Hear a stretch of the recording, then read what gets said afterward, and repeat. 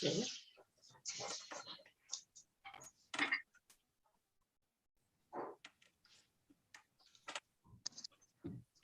good evening, everyone. We'd like to open the meeting, the Historical Preservation Architectural Review Board meeting, and we will begin the meeting tonight with a flag salute. If everyone can join us. I pledge allegiance to the flag of the United States of America, to the republic, one nation, under God, Nation, indivisible, with liberty and justice for all. Great. Thank you, everyone. And we will begin the meeting. We could have a motion to approve the minutes from our January 13th meeting. I'll make that motion. Someone- Second. Thanks, Bethany. Thanks, Chris. All in favor? Aye. Aye. Okay, great. And now we will, for the public hearing, for the three properties at Marsden, 7 Marsden, 12 Marsden, and 15 Marsden Street, we are going to table that. Okay? Hey. So we'll I will make someone that can a motion to table Marsden Street properties, 7 Marsden Street, 12 Marsden Street, 15 Marsden Street. I'll second that motion. Thank you. All in favor? Aye. Aye. Okay, and now we will move to the consent agenda, which, so it'll be now 3 items, correct, Heather?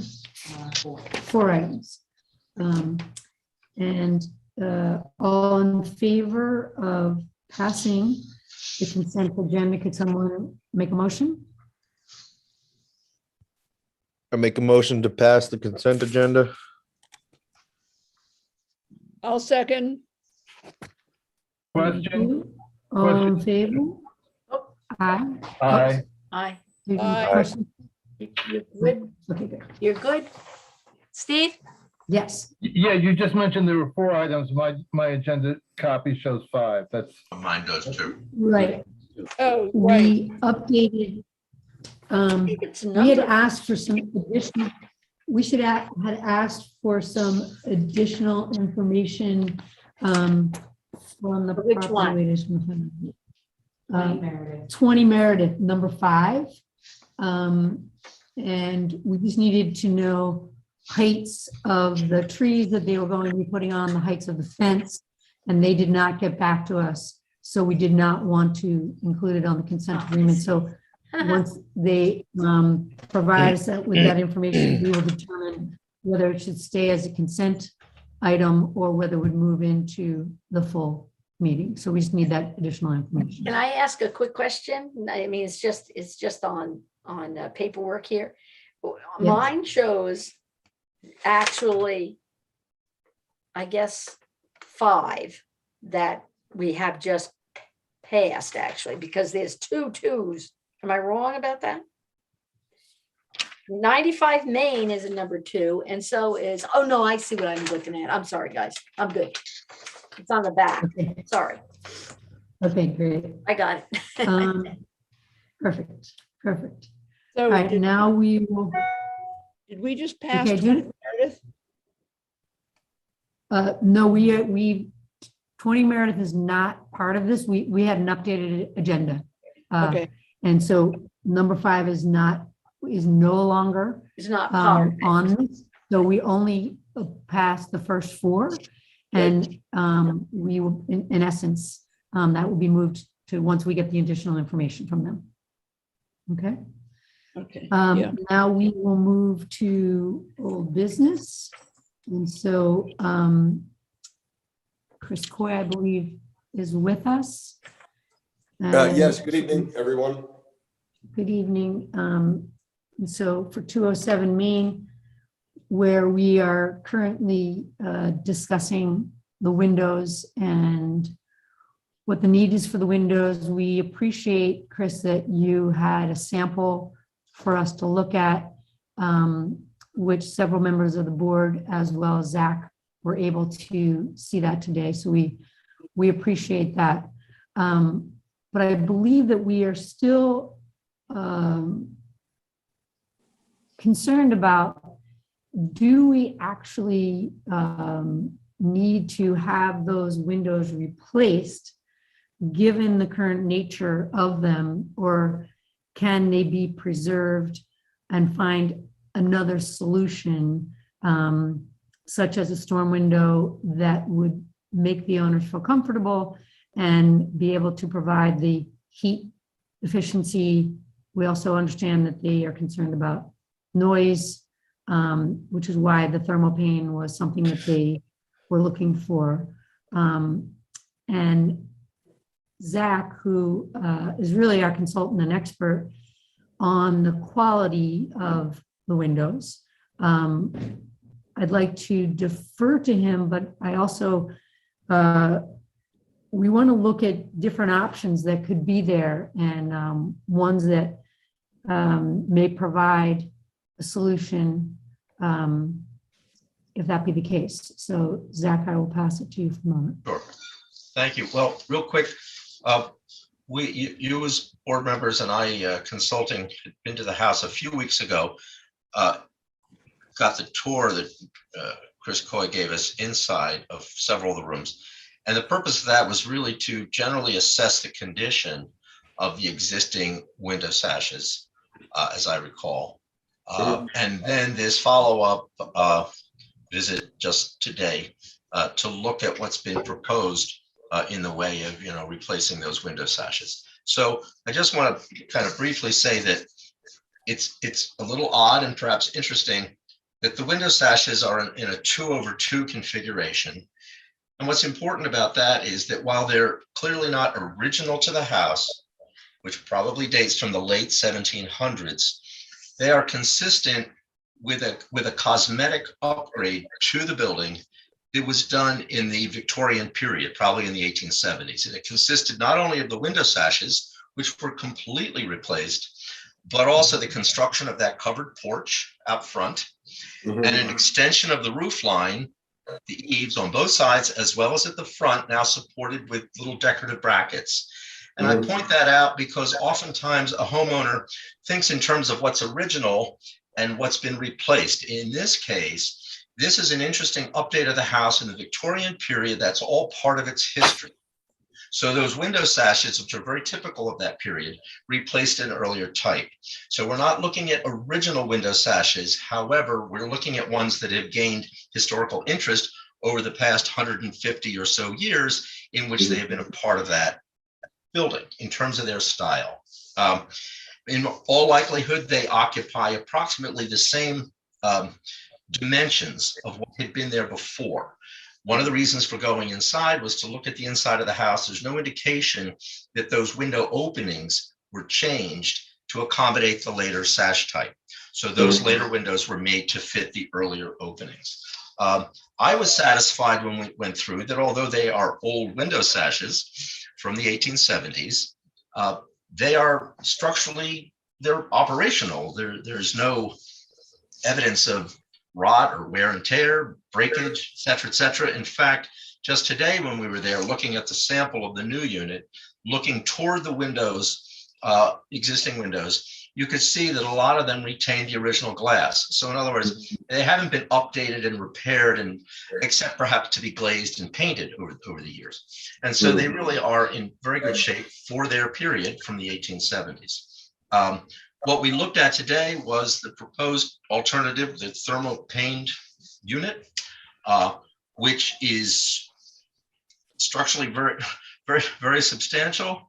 It's considerably deeper in terms of the thickness of the sashes, simply because they accommodate this much thicker thermal pane glass, which makes each of those sashes considerably deeper.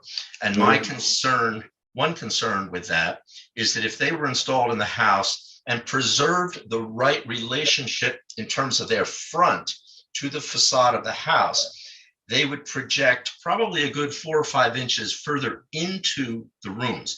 Of course, your board is not concerned with internal adjustments and et cetera, but I foresaw that there's a kind of an impracticality of taking these very robust double hung windows, which have an internal screen apparatus, all sorts of things, which are considerably thicker or deeper than the original ones, which lacked all of those amenities.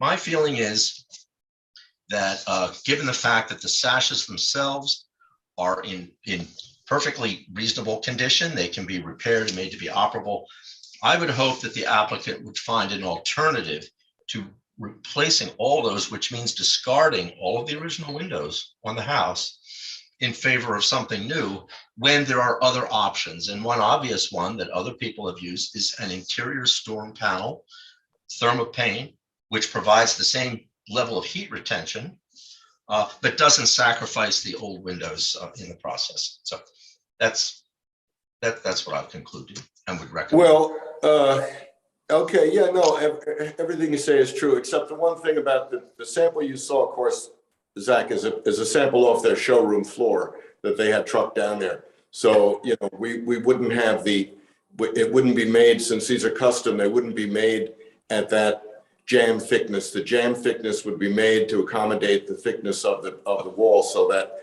we would maintain a relationship on the inside. Because, you know, I wouldn't permit that. I want the same sort of casing that we already have there to be put back on the interior. So that would be custom made. We'd handle that. I see. How about this? I've been thinking about this. When we were there, you remember, we all felt like, you know, bees trapped in a bell jar with those interior storm panels on there. It's a very unsettling feeling because they can't be opened. So, you know, I don't even know if that's very healthy. What about this? The owner would be willing to come to an accommodation. It was remarked in the last hearing that maybe if we were allowed to replace the windows on the Main Street side, which is really where the noise comes from, and in fact, because it faces west and northwest, is where most of the cold wind comes from in the winter as well. If we replaced those and kept the other original ones in the other parts of the house, is that something that we could discuss? With that, you're saying that the side walls to the house, which also have the 2/2s on both stories, as well as the round topped attic window, all 2/2. You're suggesting that kind of a hybrid approach, so that the windows to the side walls would be retained, and perhaps get interior thermopane storms that would retain heat but would not be operational in the way you're saying, but to replace the ones of the front facade, which would be fully operable. Is that the? Yes, with proposal? the 6/6 historic true divided lights, like, you know, at 2/2. Oh, 6/6 is off the table. That was never, unfortunately, I think there was some confusion. We don't want to have a lengthy, but it was never about a 6/6. What was suggested several meetings ago by the former owner was that a 12/12 sash apparently existed on site, which looked to be what the original window type was. In fact, that window survived there, and that would be appropriate to the house of the 1790s federal period.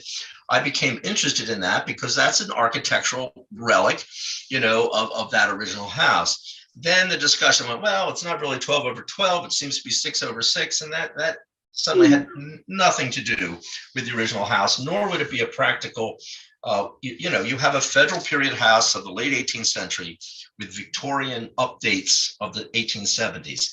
So this house never apparently went through a 6/6 stage in its lifetime. So yes, that's off the table. So if we're not talking 12/12s, because there's no evidence that we're working from, we would really be looking at your client maintaining the 2/2 configuration, which is consistent with the other Victorian improvements, such as the front porch, the front door, the bracketed eaves, the round arched windows. Those are all Victorian, and it would be a 2/2. Okay. Well, no, that all makes sense. So let me ask this then. Okay, because I know everybody is very tired of hearing me talk about this. So what I I don't think the owner has any appetite to rebuild the 2/2 because he doesn't really like them that much to begin with. So if he keeps them, he keeps them. I mean, he did buy the house with those windows in it. So if he keeps them, he keeps them. How about instead of the interior storm panel, we do exterior storm panels that he takes down in the summer. He just puts them up for the winter. How about that? Because many historic houses Yeah, have that. I think Yeah. so. That sounds That's the good. old fashioned solution. Yeah, Yeah. That's something we could do. yeah, Absolutely. definitely. And they would be, okay, and they'd be wood and they would be no wider than the sash behind, obviously, so that you look Right. through and you see the window. It'd probably be a 1/1 is the usual. So you would see the They'd configuration. be one over, yeah, behind they'd them be if you just- 1/1. Right. Yes, they'd be 1/1, exactly. And the windows that are now in the house would be restored. Preserved. Well, yeah, Would they'd be be retained. used. They would be used. Yeah, I mean, they do operate. I think they all operate. It's just that they flap back and forth in the jams because they're so old. But you know, we could take the sash out and you know, we either Dutch in some wood in the sash to tighten them up, or Dutch in the wood on the jam to tighten them up. One or the other. Mhm. Yeah. That's not something that would be visible anyway. No.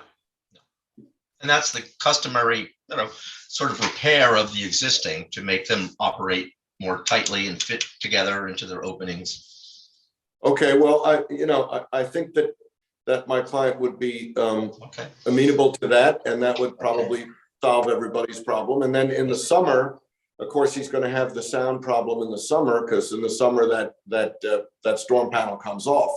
So that is going to be something that will not be resolved. But hey, if we can't do it, we can't do it. Or you could leave the storm panel on all summer and air On the conditioning front. out. Yeah. Or wherever, the air Yeah. conditioning, because what you're talking, right, is to put a storm window on it, correct? Yeah. On all the windows, pretty That's much, is correct. what we're saying. That's And correct. so then it would be up to him and to, but he could, like Judith said, you can leave them up. I just know that from experience now.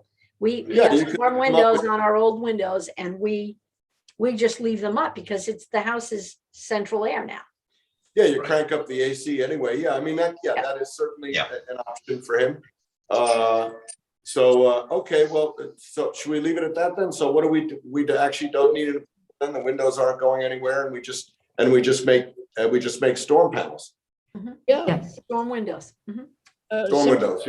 Simpler. And so the only thing, panel. Not a panel outside, an actual storm window. A storm window, yeah. No, that's It what I- hangs in the, yeah. Yeah, no, it's a wood storm window with a check bar across the center, 1/1. Yep. Yeah. Perfect. Okay, and then the other thing though, Chris, as you remove the aluminum siding, you will then come back and we can have that discussion as to how you're gonna proceed with the clapboard or how. well, we're just gonna put cedar clapboards in the same dimension as the aluminum siding you see there now, and then the cedar clapboards will be stained white. So I don't know, there's not really that much to look at there. It's, that's a pretty common fix for all these aluminum sided houses. Yes, but the clapboarding underneath the aluminum might be in totally fine condition, in which case it should be preserved. Yes, I think there's nothing there, but I got to go back and look. But I'm pretty sure there's nothing there. It's all junk. But Okay. we'll take off a few pieces. That'd be good. Perfect. Okay. Okay. So are Okay. we expected to go back and look at it after he's taken some off, or are we good with whatever decision they make? Well, I'm happy to take some off, and you can look at it. Or It you would be I think it would be interesting for board members to see what's under there. And if you take some of the aluminum off and you don't find anything, you might, go look somewhere elsewhere. Oftentimes there's some evidence of this, if only in the nailing patterns. So that's only to establish what the width of those clapboards was, if they're not there. I think a Well, return yeah. trip to see something would be good. Yeah, I told the builder to take some off on each facade. Oh, good. Okay. Oh, good. Yeah. Great. Yeah. So you'll get a good sampling. Okay, that'll be great. Okay.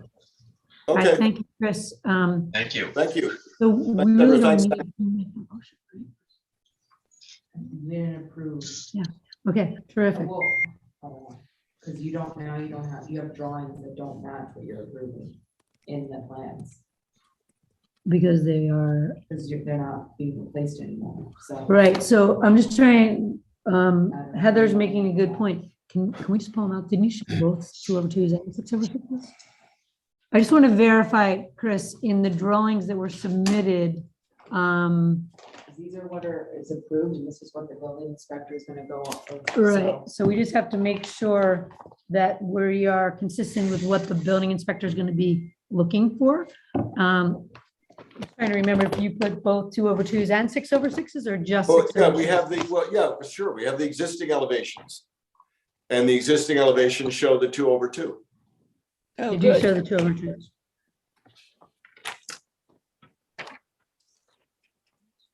So, if I might, I think at the last meeting, we made a motion for the owner and Chris to proceed with exploratory research on what's under the aluminum siding, so that Yes. we could get going. But is it clear that we approved the plans otherwise, with the exception of windows? I don't remember that. Yes, So I don't. Well, think we did, have. yeah. we I don't did. know. We did. We approved all the other changes, the rear dormers, the rear French door, the additional rear door, so that they could begin to get working on all those. And the We shed, made that. And the motion, shed, But we shed, did, we excluded the windows, and then we Right. asked for the aluminum siding to be removed and for us to see it. I mean, it's, Right. So the one point here is, right now, there are, the approval has been sent through for your building permit with no windows. So what we will have to do, Chris, because the things that are in the proposed for the windows do have 6/6. So we will but if have it's to, been through without any windows, then can't we just use the existing? It's already there. can we remove page A4? is it also, can I ask a Okay. question?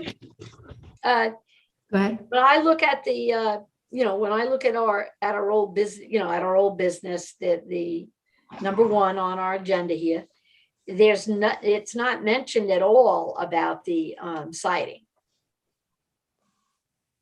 New windows, shutters, screen, and storm windows. Right, these are all the things, And then the That were the roof approved. dormer windows, probably, I guess, in the back, right? And renovation of the shed. So what I'm saying is, I don't know if the application asked for the siding. it did. Well, it I did. hand wrote it. Okay, it's on okay, the I hand proposed wrote it drawings. in. Yeah. So I that got you. All righty. it's all handwritten. It's all Right, so we handwritten got it. in, Okay. And that is the way we passed it, when we passed it. Right. From our verbal. All right, good, good. So what we will do right now, just so Chris, it's official in the record that I will write a note, same thing that we did 2 weeks ago, stating that you are approved to be adding storm windows to the front, 1/1s, exterior storm windows, and you will retain the existing 2/2 existing windows. Correct. And we will say that it will not follow this submitted drawing of A41 of the 6/6. So then it'll be very clear how the permit's written and that Chris understands the action that you'll be taking and that you're approved to do that. Yes, and I In can addition, talk to Chris you too. will, perfect. Yeah. And then in addition, you will just shoot us an email, give us a heads up of when the aluminum siding will be taken off. It'll be approved, and then you know how to proceed on the siding. Sure, Okay? will All right, do. Thank you very much. Well, thank you. Great. I'll make a motion Go ahead. to approve as stated on the plans and the notes that you're making, Jean, for 207 Main Street. I'll second. All in favor? Aye. Aye. Aye. Aye. Give me 2 seconds to write. Okay, I can finish writing this one. Okay, fantastic. All right, so is Charlie McCarron here? Yeah, they're there. I saw them before. Maybe here. Hi, how are you? Charlie? We're good. But did you submit any drawings? I didn't get the updated drawings until 4 o'clock today. And I have them right here, but they're so small. So he redid the front door with the side lights and the transom on top. And he also put in the door going into the basement, which we're pretty much decided it's gonna be a 6-panel. Mhm. We investigated a couple places to duplicate the door on the first floor. And the one estimate I got back was $4,000. And it wasn't even correct, actually. So I would like to just do the 6-panel door. And of course, you can't see it. But what I'll do is I'll have this new drawing, made bigger tomorrow. Okay. And I'll just bring it over to Carrie tomorrow, so you'll be able to see. You can't see it now because I think the architect sent it to the building department, but like I said, he didn't get it to me until 4 o'clock today, so.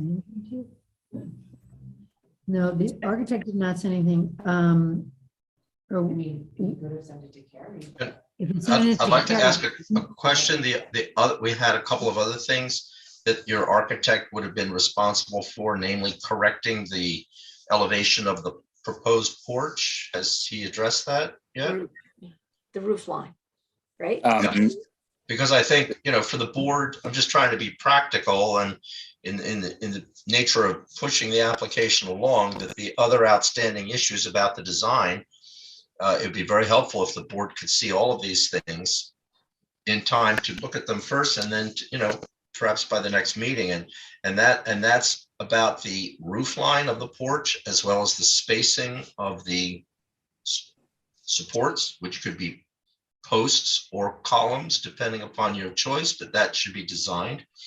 So the board really needs to see elevation drawings of those. Yeah, well, he's got all that, except, like I Okay. said, I can't show it to you, Oh, okay, So okay. I'll Just have wanted to them- make sure, because those were still outstanding issues. Right. Yes, yeah. Okay. And I actually have the old windows put in the front now, in the basement. Good. Great. My grandson finished putting them in yesterday. Wow. So we have the old windows. We took the old windows, like I told you, from the furnace room in the back of the house and Uh-huh. put those in the front. And he just finished it yesterday. And we haven't finished.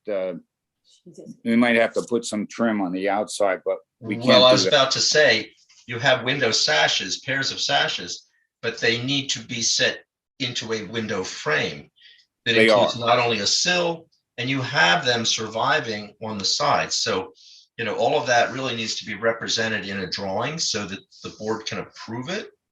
Mhm. Ideally before you build it. It's already, the windows are already in. Well, I'm only a consultant. I'm just pointing out that usually construction, Well, usually your there's- construction follows, the drawings that you've Okay. presented that the board approves. when you take, when I took the windows out, there's basically only the window frames themselves. There wasn't any exterior trim around them, or actually there was no interior trim. So I retained the the original slides, you know, like, I guess that's what you'd call them inside.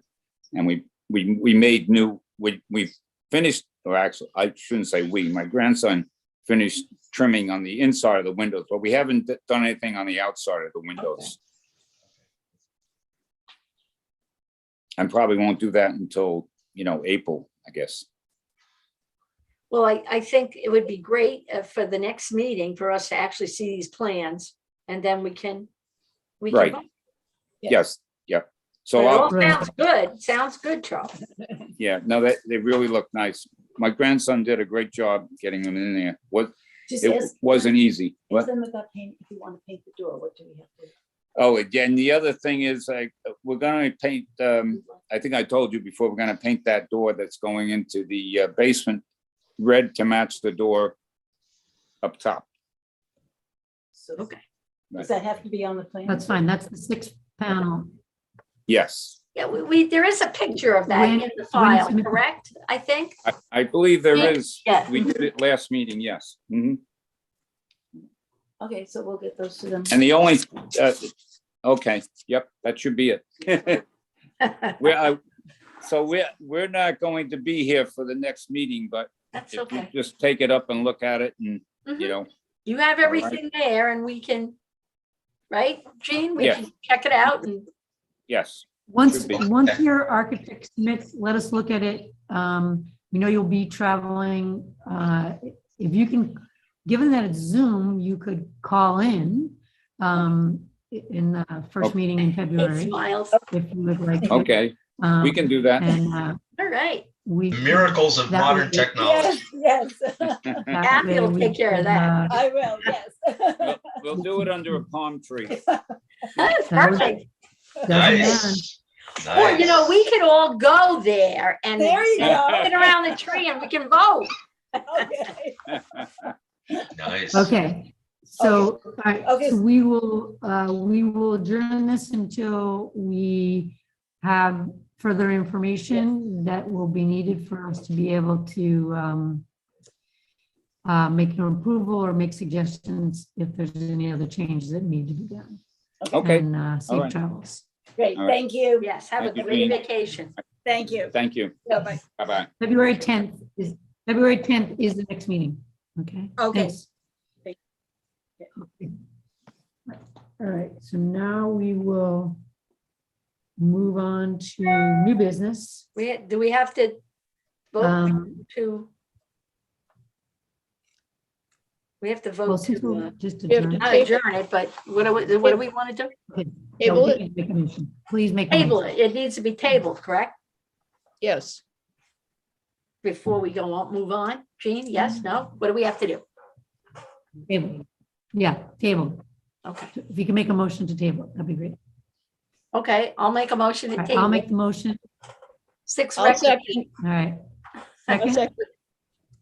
all in favor of table 6 Rector Street. Okey dokey. Till February 10th. Okay, now we will move to new business is 8 Jesse Halsey Lane here. Yes.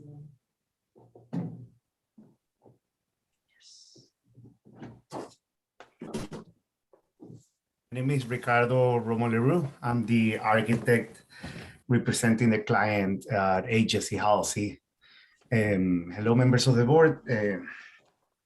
May I present some drawings? Yes, please. Sure, let me share the screen.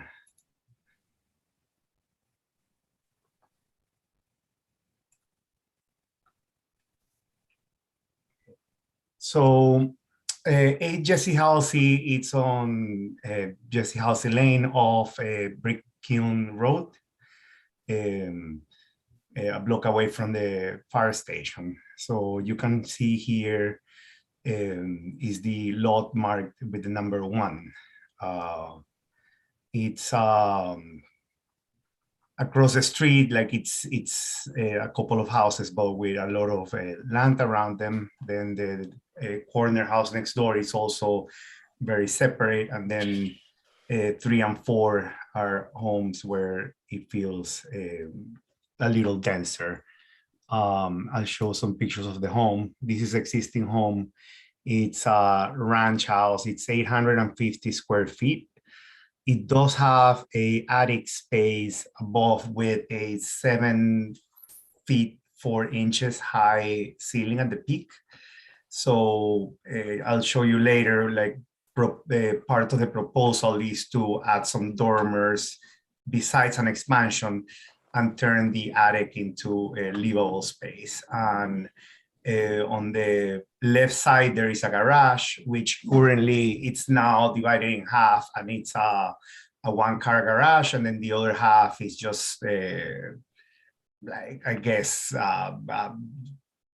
shed, but it's livable. It's finished as livable space, but it doesn't have any plumbing or any HVAC. I'm going to show some pictures of the neighboring houses. So number one on the right, upper right hand is the actual house. Number two is the house immediately to the right, which you don't really see it. And then these are the other homes, 3 being the one adjacent to the left, 4, and number 5 is the one across the street. As you can see, it has a long driveway and the house is set back from the street considerably. So these are the presentation drawings, just the sanitary design, just in case somebody asks. This is the proposed design of the house. So basically the big rectangle in the middle is existing footprint, and the square at the end of the driveway is the existing garage, which we are actually reducing by 2 feet. We're cutting off 2 feet of it so that we can meet the load coverage calculations. And we are proposing, as I mentioned before, we're proposing to finish the attic and turn it into livable space by adding dormers. And we would like to do a 2-story expansion on the back and add a square size swimming pool. This is landscape plan. Basically, we're proposing a new gravel driveway, arborvitae on both ends, lelands at the back, and boxwoods around the perimeter of the house, and 2 crepe myrtles on the street front. Here are some fencing details. This is existing demo plan. This is the proposed basement. It just basically mechanical laundry, and there is an unfinished half with new egress that we will propose, and a pool bathroom. This is existing ground floor with the expansion on the right, on the rear side. Yeah. This is the attic floor with the expansion, a master bedroom expansion on the second floor, and roof plan. And I guess here is probably what is most concerned to the ARB. So let me go to the front. This is the front facade. Below you will see the existing house with, I'm just showing the areas being Right, good. Mhm. Then you have the pyramid law. So the area outlined in green is the existing encroachment of the house on both the main house and the garage. We are not proposing to raise the roof line in the existing house. But however, as you can see here on the front, we would like to add a dormer. With this dormer, there is a section of it that it's a new encroachment, and for this, we're going for a variance that hasn't been granted yet. But I believe my client has an attorney dealing with the application. On the rear side, this triangle that you see that will be on the back, and that actually fits within the pyramid line. We would like to do board and batten siding in the lower level, and then just do shingles on the upper side, which will be more visible from the sides, not really from the front. red cedar shingle roof with a standing seam metal roof on the dormers. Here is some information on the colors. It's the board and batten will be a very light gray, as this color in the middle. Windows are being proposed to be of a black color, so the window frames, the windows themselves, and then the window frames and all the trim work will be a slightly darker gray than the siding. The metal. Ricardo? Yes. Ricardo, I hate to interrupt you, but given that you need to apply for a variance with the ZBA, Okay. the proper order is for you to get that approval and then come to us, because we can, if we spend time discussing things, but there will be changes, it's just not a thoughtful, efficient way to do it. So we appreciate all the work that you have and that you're showing us, you know, what you're proposing, but we can't really move forward. Or is it appropriate for us to give you any suggestions until we know?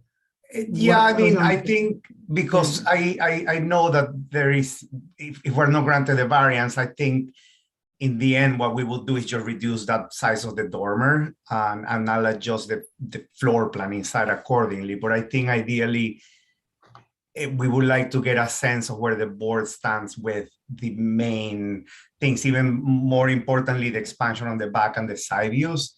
So if I could at least get from you that I'm going in the right direction, or get your suggestions on things, I would really appreciate it. I'm not expecting any approval today, but And Ricardo, isn't that supposed to be discussion about this? You can discuss it and give them feedback, but you can't Right. grant an approval. Yeah, so this is really like a discussion item, is the way Okay. we will have to read it. Okay. Because, so I would just ask for the future that you do not do it in this order, because. Okay. Okay. That's good. Understood. So. Let me. So everyone can see, this is the rear yard and the rear side. I think, It's gone. and then we have the two. Oh, let me share it again. Sorry. I mean, do you want us to see it, Jean? What, are we going to use it, count this as a discussion? Or are we just gonna wait till next time? Yeah. We can count it as a discussion. Okay. Thank you. Yeah, we can just discuss the project. We're just not gonna approve anything. Okay. So I see the sides and I see the rear, the front, oh, there's the front, okay. I think, you know, I'm not 100% sure what we all see from the front road. Double check that right now, but is it predominantly, Ricardo, I think we should be looking at the front. This will be the street front, what I'm Yeah, this sharing is right it. now, Yeah. the 8202. Okay, great. Let's focus on that.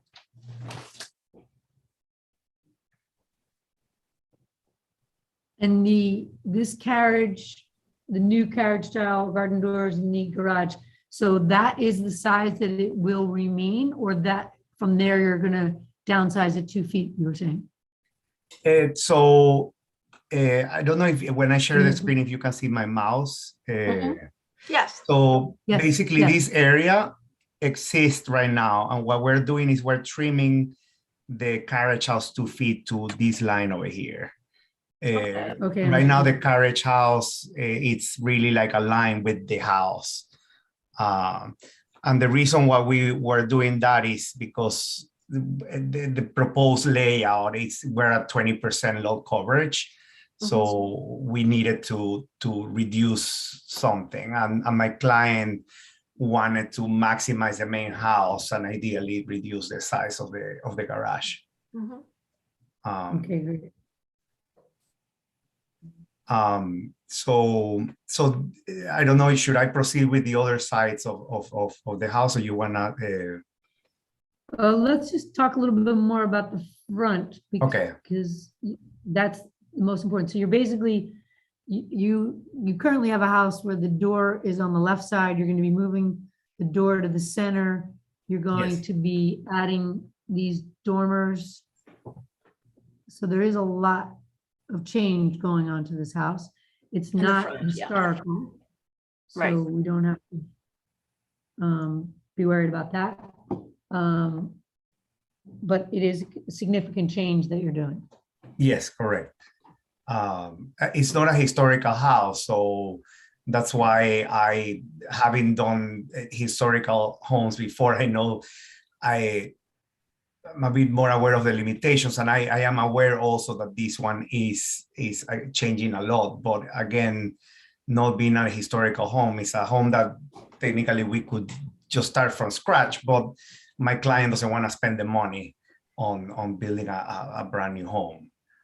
So that's why he wanted to just kind of Understood. maximize the attic and do a new wing on the rear. So that's kind of, Could I ask a question? You said Sure. it's currently 850 square feet. And how much are you increasing? What is the final square footage going to be? yeah. So on the ground floor, we are increasing to 1,071. So we're increasing 220 square feet more. Mhm. And then the finished second floor will be 885. So we are going basically from an 850 square feet home to a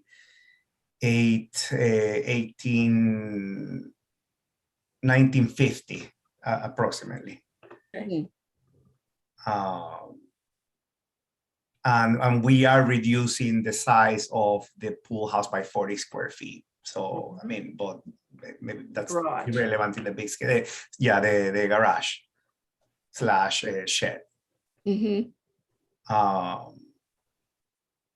So that is, I mean, we are at lot coverage at 20%.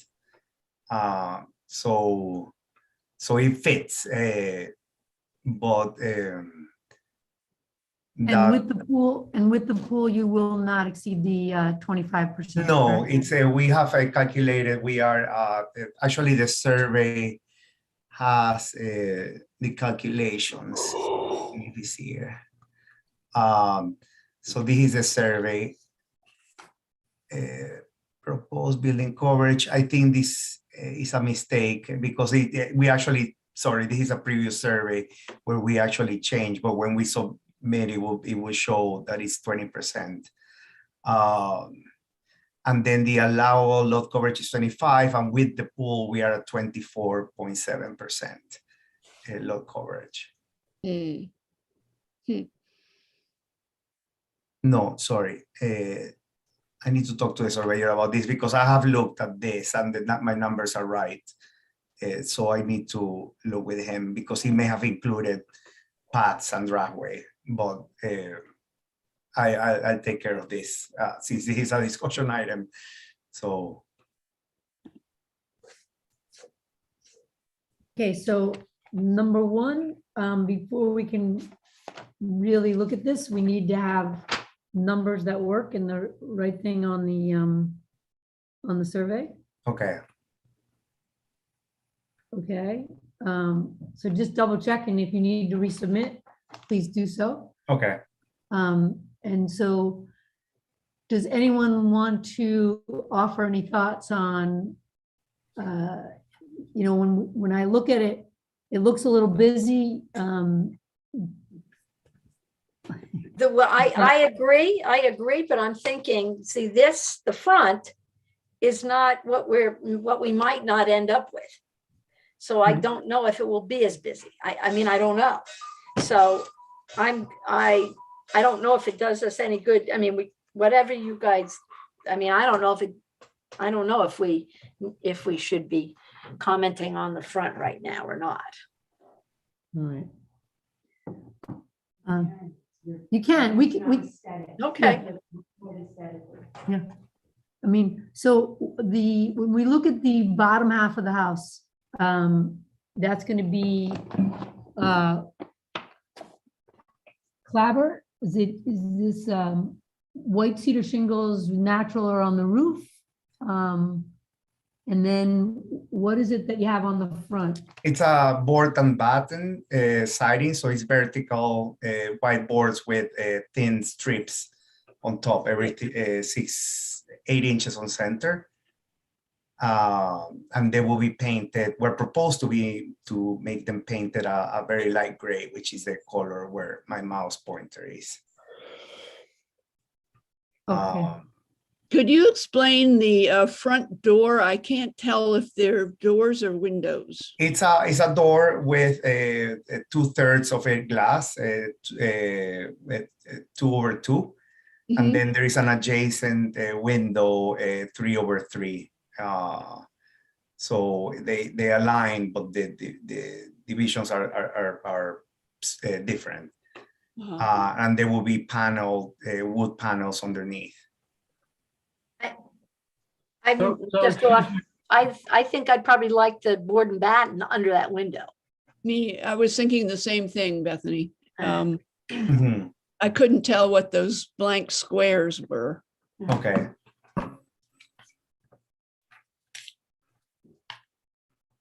And then above where the dormers, if the dormers are there, you will have the identical board and batten above, or? I mean, I was not to overdo the board and batten. I was thinking under the windows in the dormer on the second floor, we will have a vertical tongue and groove, where you would see it will be like a big groove. So you still have like a vertical organization of the siding, but maybe a little more muted in terms of texture. And in the same gray? So the darker gray that you're seeing where my mouse pointer is, that will be all, basically the dormer will be of that color. And the door, the window frames and the door frames will be dark gray. I could have maybe for when the time that I'm ready to present this, I can do a color rendering of this, so it will be easier to see it. Very good. That would be really helpful. Right. I mean, it just because it looks busy now, but we do understand that's what happens when you're showing us the shingles and you're showing us the siding. So yeah, okay.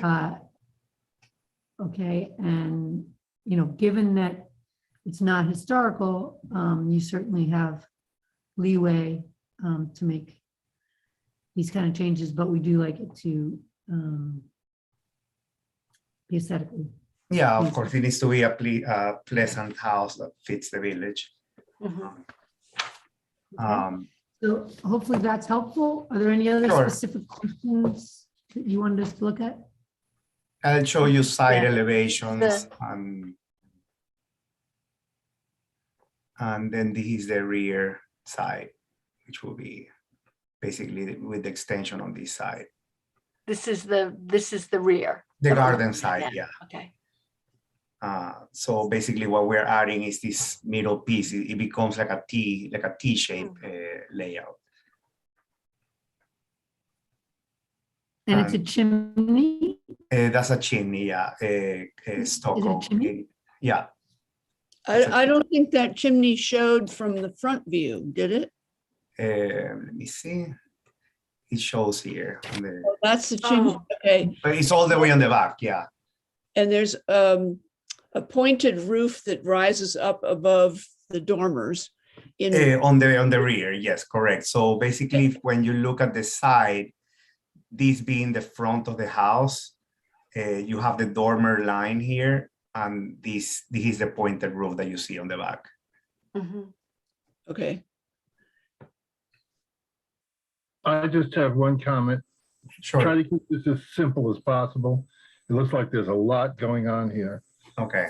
I'm looking forward to seeing the rendering, but there's a lot going on here. Yeah. Okay.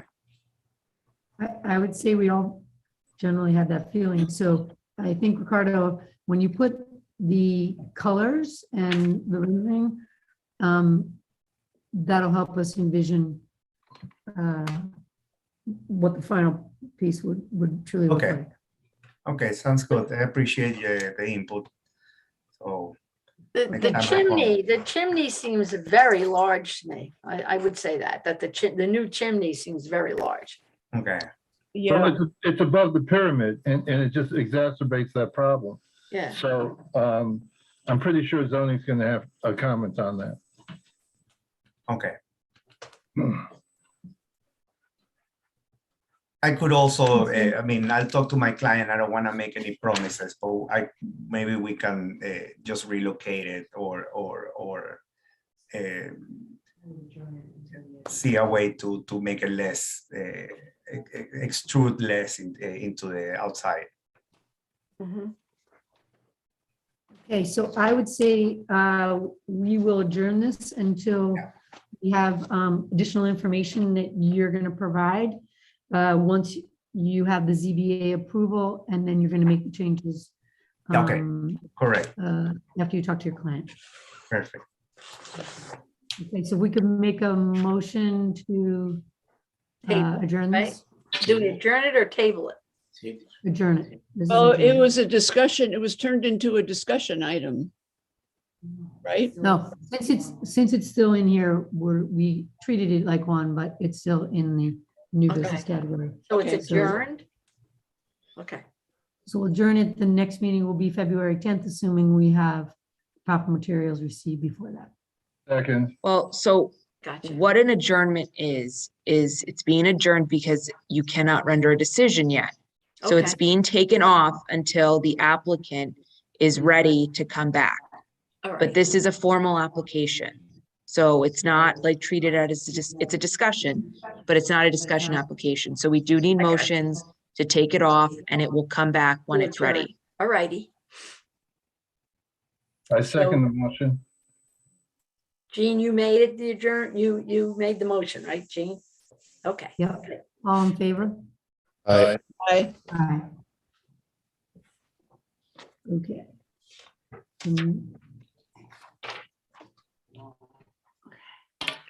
So now let's go to the next item. Yeah, so 22 Meadowlark Lane. That's me again. So Yes. for the minutes, I'll just say my name again. I'm Ricardo Romo-Leroux. I'm the architect working and presenting 22 Meadowlark. And so can I ask before we start, Ricardo, this does not need a ZBA No, approval? this doesn't need a variance. This house actually was originally submitted like a year ago. And then there was a review, not in front of the board, but from the building inspector. And there were quite a few changes that needed to take place. So this has been on the working table for a long time. So hopefully we'll get further with this presentation. So if you allow me, I'll share the screen to.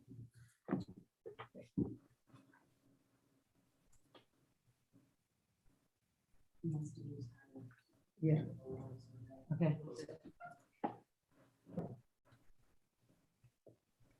May I go ahead?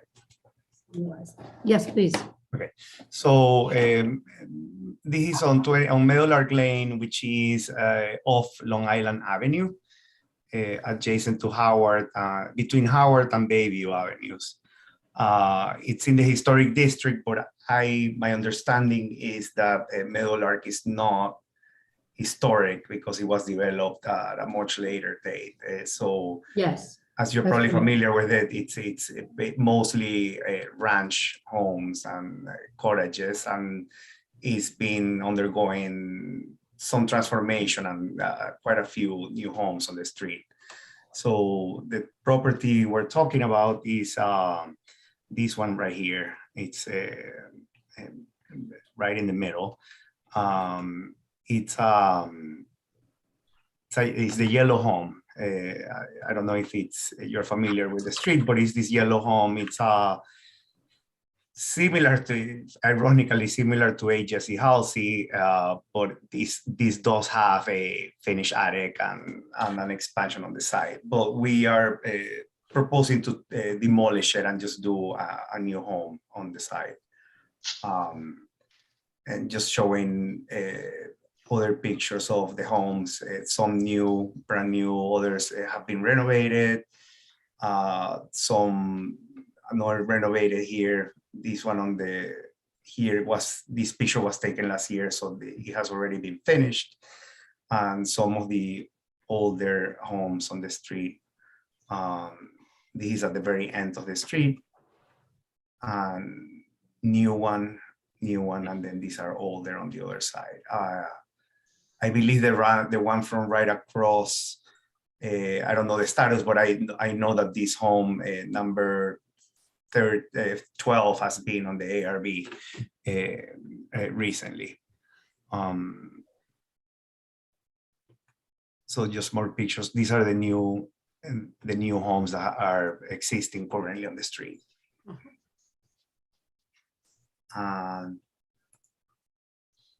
So I have some renderings of the home, but I would assume I would probably show the CAD drawings first, and then I'll show you the finished product, so you're get more familiar with the looks. So the property right now, this is existing survey. So it's the two dwelling home, and it's positioned basically parallel to the street, and there is a large liner pool on the back with a shed directly attached to the property line. And these are all elevated wood decks because the property slopes slightly to the back. The proposed plan that we're doing is to locate the new home perpendicular to the street. And the reason for that is to create a much larger garden and take advantage of the sunlight in a more efficient way. We're proposing also to keep the shed, to redo it, but keep it on the existing footprint. It would just be an open space with no plumbing, no HVAC or anything. And we will relocate the pool to the southwest corner of the lot, meeting the 15-foot setbacks. We do have some small timber retaining walls proposed, and the reason is trying to terrace the garden, because it's as I mentioned before, it's a sloping side. It starts at elevation 14 on this corner, slopes 1 foot down to the right, and then on the rear side it goes all the way to 9. So there is a 9 to 11. So there is a 3 to 4 feet change in grade from the front to the side. Meadow Street. So there is basically a 2-car park driveway, a stone path going on the side into a mudroom, and there will be also a front path with fencing coming all the way to the front and a garden gate. So septic has already been designed to be on this location, and then the leaching pools will be here, and it all fits. There is a landscape plan. You're putting a new septic system in? Yes, because it will be a brand new home, so we need to put the IA the new septic. The existing home is the existing home is a 3-bedroom home, and we are proposing to make it into the new one. 3, 4, 4 bedrooms above ground and 1 bedroom in the basement. So the trees on this row are existing trees that we will keep. I would say they're like mid-size, they're nothing major, but we would like to just keep them because they've been there for a while, and there is an existing evergreen that is leaning to the side, so it's not straight. So we would like to remove it. There is a mature oak tree on the street front, quite beautiful, that we will keep, of course. And then we will line the sides with arborvitae on both ends. And then there are mature evergreens on the other side of the rear property line on the neighbor's lot. So in reality, we don't need screening, but we would like to put also lelands on the rear side. And then the perimeter of the house mostly consists of a mix of different sizes of boxwoods. Then going basement plan, there will be mechanical, basically a big game room, laundry room, and a bedroom on the back. And the proposed egress is here going into the pool, and this bathroom will also serve as the pool house bathroom, because in the garden shed is just a shed, so we were not putting any plumbing there. So just on the layout of the house, you enter through the front into a foyer. There is a stairwell going up and down into the basement. Living room, one bedroom with bath. Okay, so we don't really need to do the interior. We just need to do the exterior. I do have a question though. Sure. From your survey, where it's 0.23 of an acre, so it's less than 10,000 square feet, and understand you're demolishing what is there. And your proposed building coverage with your house and your shed is saying 1,750 square feet, which would be 17.8. But then you go on to say rear yard area, and you give additional square footage, and you talk about square footage of the rear yard. And I'm not familiar with that. How's that different from if it's less than 10,000 square feet on the entire, what are you calling the rear yard? Oh, I just wasn't sure. I believe, and I may be confused with other zonings from the area, but I believe that there was a limit of a 30% maximum coverage that you could do on the rear yard. The rear yard being the line where where the main house ends. So basically, like the pool and the accessory structure is technically not allowed to be on the side yard. So that's why I'm locating the pool behind the rear yard line. So that's kind of why I added a rear yard coverage it may not be necessary, but basically the proposed coverage, including the pool and the shed, it's 21.4% of the whole area of the rear yard. Yeah, of the area of the rear yard. Just the rear. Yes. Right, So basically, if we talk about the whole lot, yeah, the proposed lot coverage, including main house, stone steps, basement egress, swimming pool, garden shed, and everything that counts, we are at 24.9%, and the allowed is 25%, and that covers the whole lot. So 24.9% of the whole lot. Okay, that's fine. I see that, and I just wanted to make sure you were taking this amount. Yeah. Perfect. very good. And then the building coverage, which basically just excludes the pool and any patio and things, but it just talks about the actual buildings. We are at 17.3%. 17.8. Yes. Yeah. Okay, good. So that's that. Then the total area of the house that we're proposing is 2,708 square feet. By calculations of what the GFA would allow in a lot this size, what's allowed by the GFA is 2,788. So we are 80 square feet below. So you just So have to that's- be very careful. Mhm. I'm just saying, when you go to build this, you have to be very Yes, precise. yeah. And I have very spent so in-depth. much time on these plans. I hope you like them because it was a puzzle trying to make it all work. So I guess I'll skip the layouts, but I just wanted you to understand why things work. So when you look at them on the elevation, maybe I can refer to them. And then on the second floor, there will be No. 3 bedrooms, a master bedroom facing the street and 2 bedrooms on the back.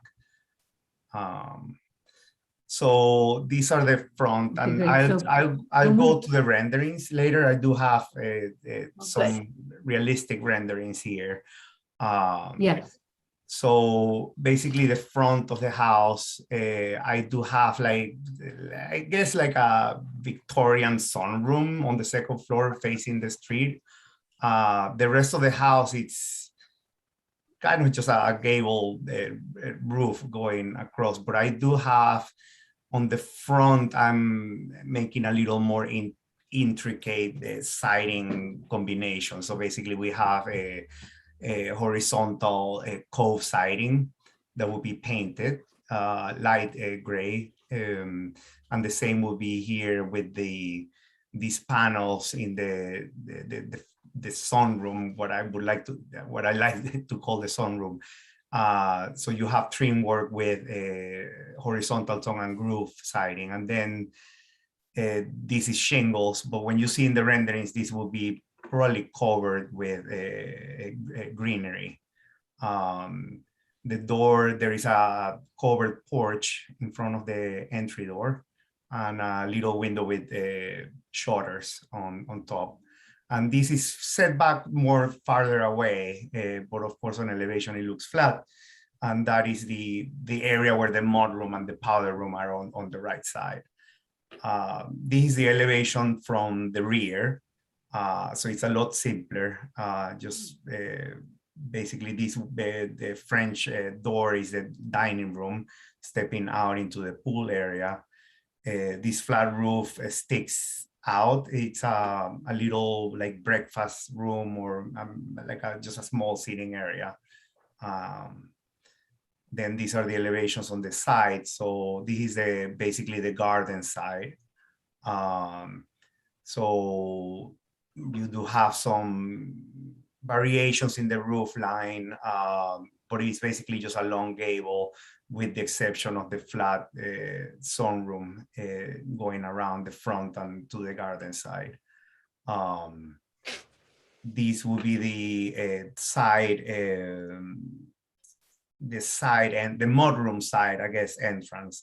So you have a lower one-story wing that sticks out, and I can reference that in the plan what that is, with a standing seam, a metal roof, and then I have a long dormer with some windows. And then this is just a plan of the shed. So basically just a simple gable structure with shingles and a French door. Like I'm also proposing not to have any trims on the corner, so the shingles will be like a corner all the way to the corner. Let me try to. So the flat area that I was pointing out is this section here. So that sticks out, and this is also one-story wing, and then this is also a one-story wing. So when we go to the second floor, basically the second floor is more rectangular, and then you have these two sections that stick out on the ground floor. That's what you see here and what you see on this side.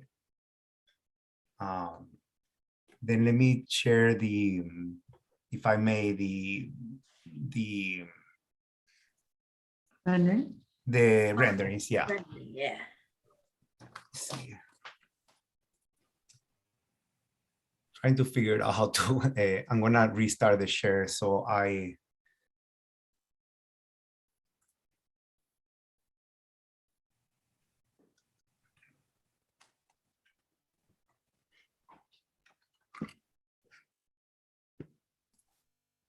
Let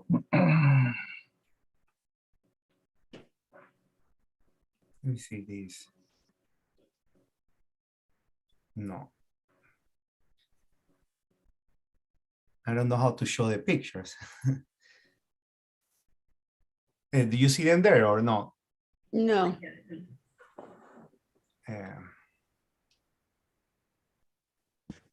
Sorry, I believe they were submitted also to the board, but you probably don't have copies of them.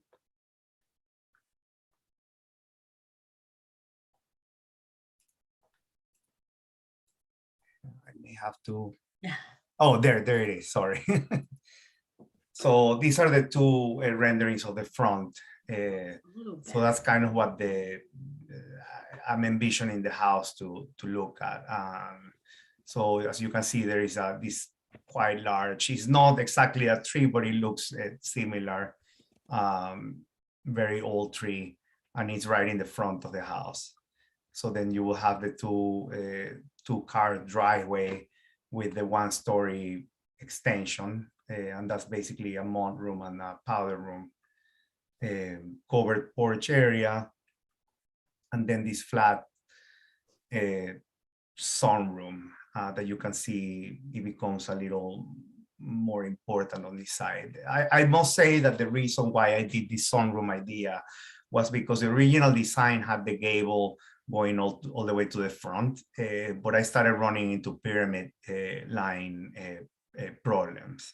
So that's why I set back the gable roof and I created this flat. So we clear the pyramid line.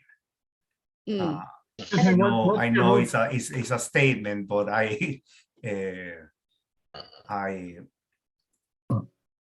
what's your gable roof height?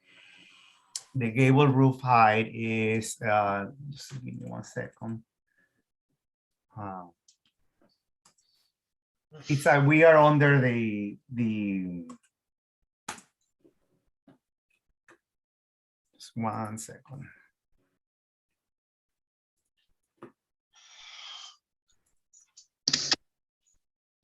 The gable roof height is 30 and 10 from the front, and from the front is here. From the front is 28.3. But actually that is from the ground floor, and then we have to add 2 more feet. So we are at 30 feet 3 inches from the street.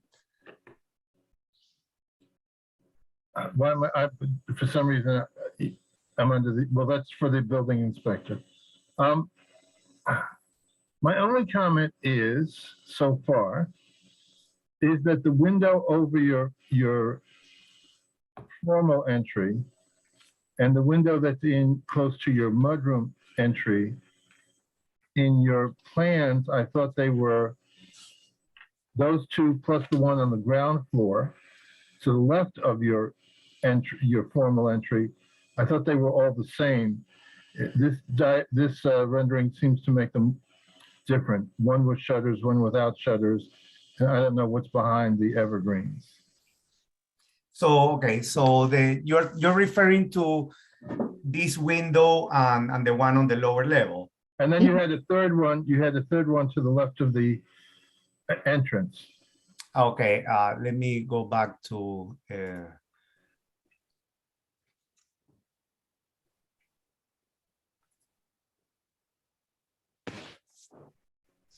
So going back to the front, okay.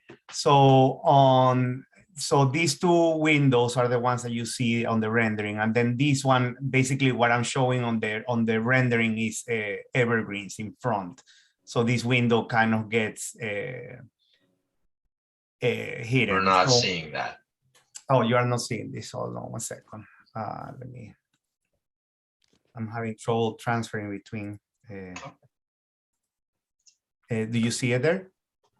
Yes. Okay, so these are the 2 windows that you see on the rendering, and this is the one that you don't see because it's behind the evergreens. Right. The rendering shows the arborvitae covering this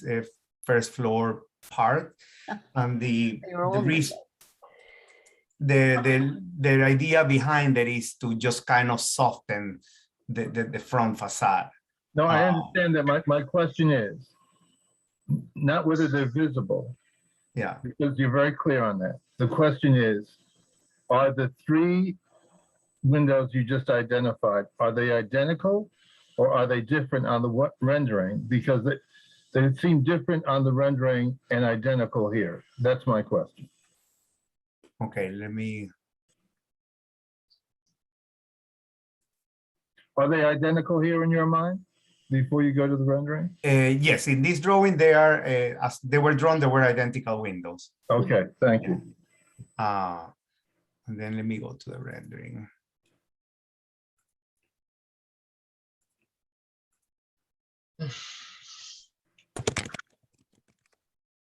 So the one is back here, and then these are the other two. Okay, thank you. So these are just, there will be awning windows. Seems like you might want to trim down one of those bushes so that the window. The window has a view. Yeah. I mean, yeah, one thing the other option I thought was to just have like ivy cover that lower part. But then I thought adding a layer of arborvitae and then the boxwoods in front would create more of a three-dimensional layering system. That, I mean, I think it would make that square sunroom feel softer. Is the sunroom part of the master bedroom or is it the bottom? No, the sunroom on the second floor is the master bedroom. It is, okay.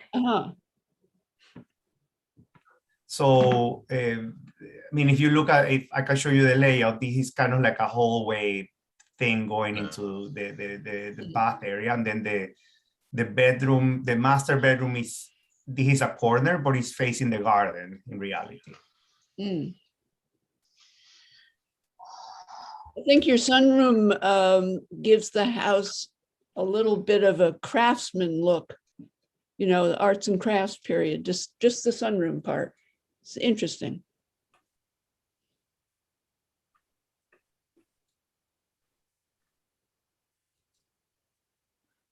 And then I guess I can talk a bit about colors. So also the windows will be black, and then we have 2 tones of gray in the siding. So the horizontal siding is a lighter gray, and then the trim work. So the window frames and all the trim work is a slight darker gray that you can see here. And then the chimney will be clad in stucco and also gray with a natural cedar roof.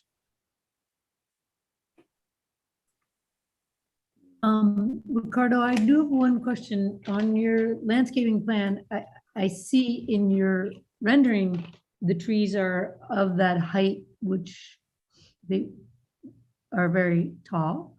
But I don't see the heights that you're going to be putting in for them, or no, you're saying 8 to 10 feet?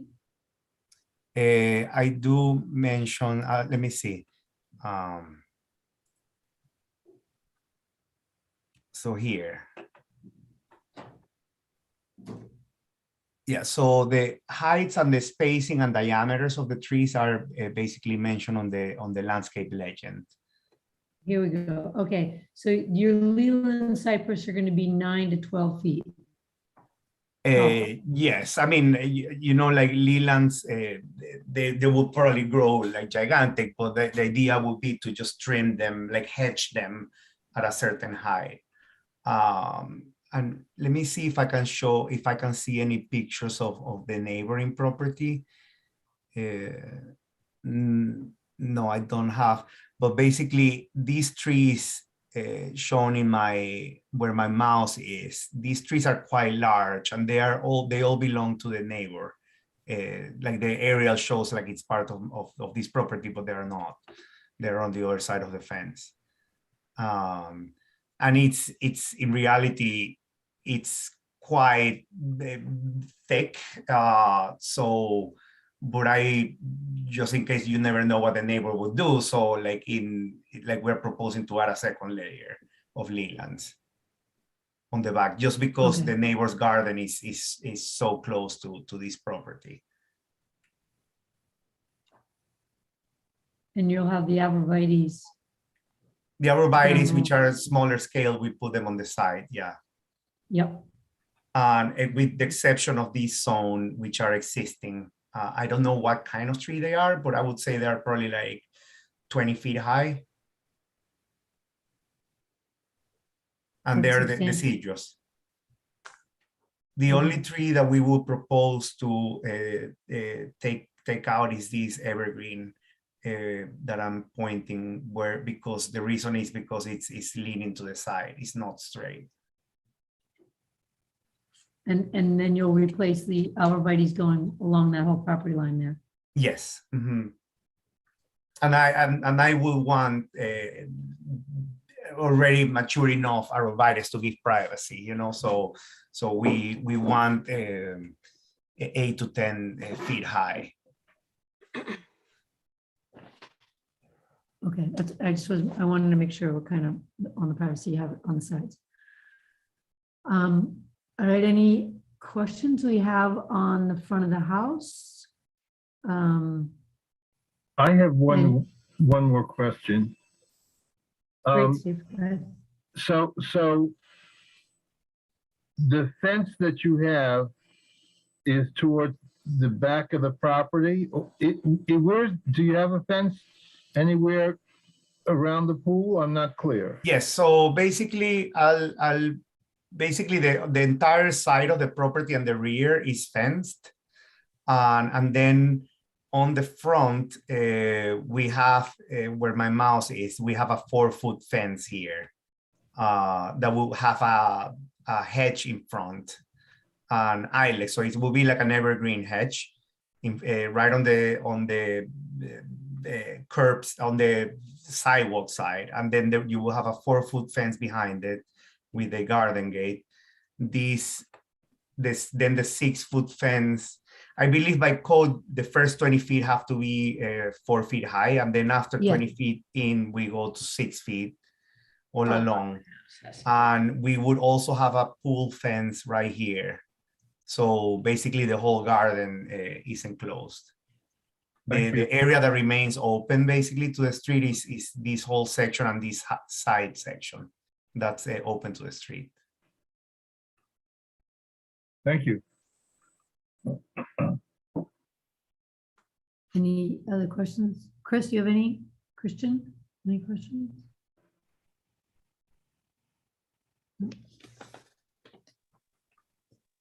Could we see the rendering? Could we see the rendering again? Yes.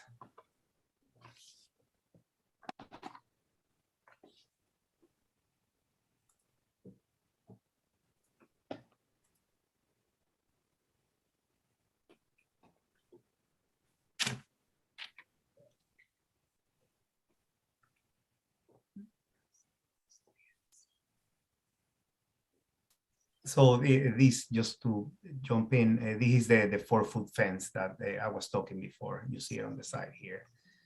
And then on this side, you don't really see it. There is a fence there, but it's behind the hedge.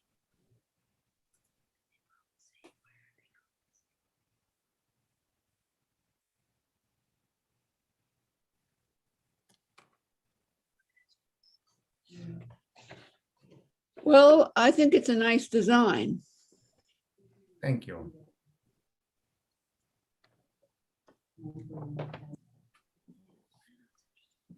Yeah, I like it.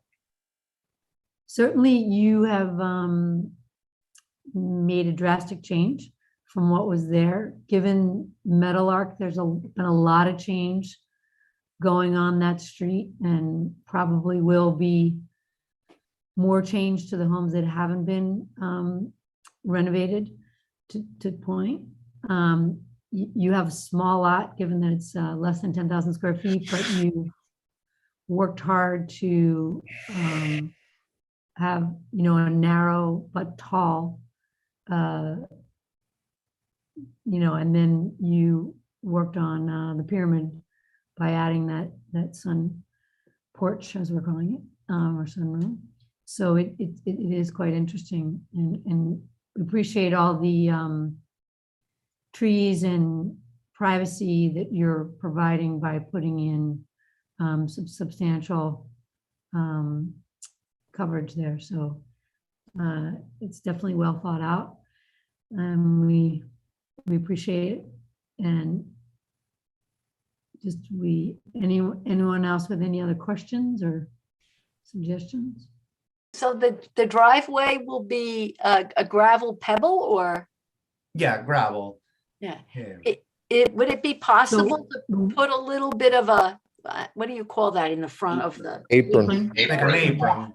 Because Yeah, and when actually, it's not done, when there are no aprons, very often, you see the gravel and the pebbles running into the right down the asphalt. street. Let me see. Okay, so yeah, I could add an apron, basically, like right in the Yeah. front, so the gravel doesn't run into the asphalt. Right. It's great. Thank you, Bethany. Yep. So if we are comfortable with this demolition and building of the new home and relocating the pool with the new pool, if someone could make a motion. I'll make a motion to approve 22 Meadowlark Lane. Second. With the added. Yes. Driveway. With the curb. Yeah. Thank you. With the apron, yes. Yes, with the apron. Second. Second. Okay, thanks, Christian. All in favor, say aye. Bye. Okay, Ricardo, thank you very much. Thank you so much, members of the board. Bye.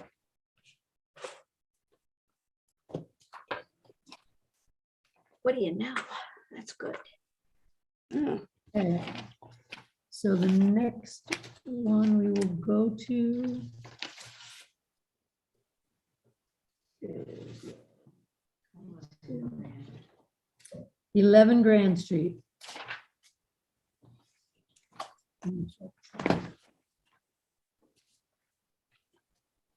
Okay, good evening, Anthony Vermandois, 68 Union Street. Like to go right to screen sharing. Go ahead, So, Anthony.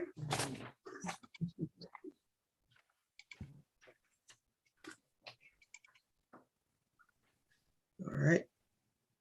So this project actually came before, sorry about that,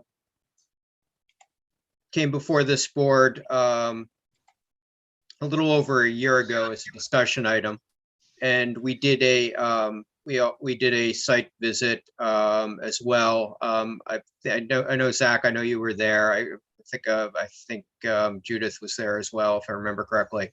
But what happened was the project went into hiatus. The homeowners, they got married and had a kid, so they had other things on their mind. But now we're trying to get this back into the loop. So I think what came up at the discussion, I mean, it's a very small little kind of, I guess, turn of the century cottage on Grant Street. Couple of things that came up on the discussion item is we had a much more significant addition proposed on the second floor than what we're proposing now. So I guess I'm just going to go, and we had also proposed a front porch, but I'm going to go right into, I have to leave screen sharing and then go back into it to get the other stuff up. Just give me a moment here.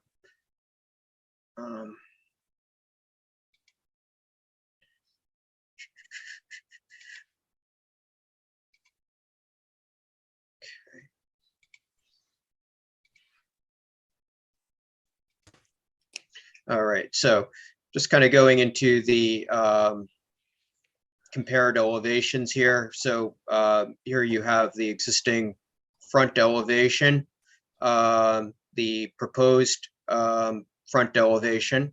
I think one thing that came up was a sort of curious kind of window here in the front gable. And I think, Zach, your conclusion was that it's probably wasn't original, but it does kind of serve a purpose. So we're planning on just replacing it in kind rather than trying to figure out what was there originally. This is the rear elevation, so that's existing. This is proposed. And then coming over here, you've got your side elevations. So this is existing, very simple here, and this is proposed. So what we're proposing here is shed dormers to get some ceiling height on the second floor, because we're not pushing the bridge up, but extending it out to the rear a little bit, and then sort of larger one-story additions. This is the other side here. So here more broken up shed dormer. Okay, so going to, all right, here's some more detailed elevations. So to try to, there we go. So here's the, here's our proposed foundation. So we are proposing to lift the house, put a new foundation on underneath. The existing one-story little add-ons here will be rebuilt and enlarged. Here's a shed dormers.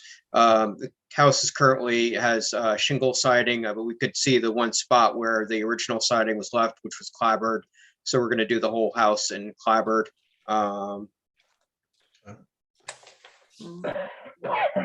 This is the side elevation. So here's the length of the existing ridge, and then the proposed addition to that ridge. The other side here. Oh, you guys are blocking the view here. Let me move you guys here.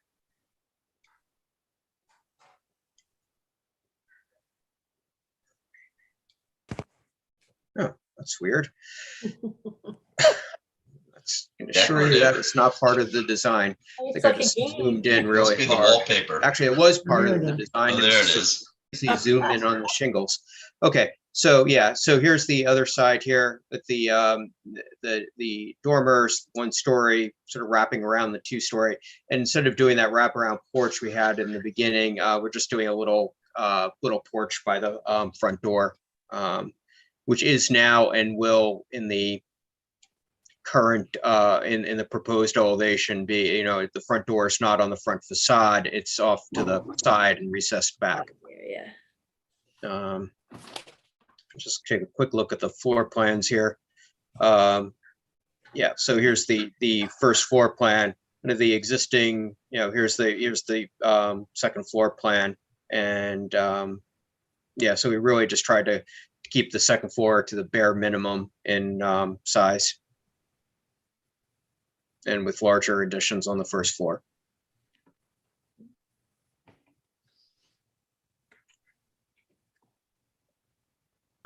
Quick question. Window sashes, always a interesting topic. Are you retaining those in the existing house? Well, I think what we're going to do is this, these second floor windows will replace them. I mean, I think we had concluded that they weren't original. There are a couple of original windows on the front facade. These two here, this one here, and I think a couple on the sides that we can retain those. Yeah, front door is not original. It's just a solid panel door right now. Why are you replacing the upstairs windows? Why don't you just, fix them up? Yeah. No, I mean, I guess we could. I mean, we do need egress somewhere. So I think, let me just, I don't want to make a promise I can't keep. So let me just see if I have a place for those egress windows. Yeah, I can make these, one of the side windows here be a casement to work for egress if you want to keep those windows on the front facade, sure. What are they made out of? And- I mean, what makes those diamond shaped panes? They're just wood mutton bars. Yeah. I mean, I can, Okay. if you want, I can exit screen share again here and go to the photograph.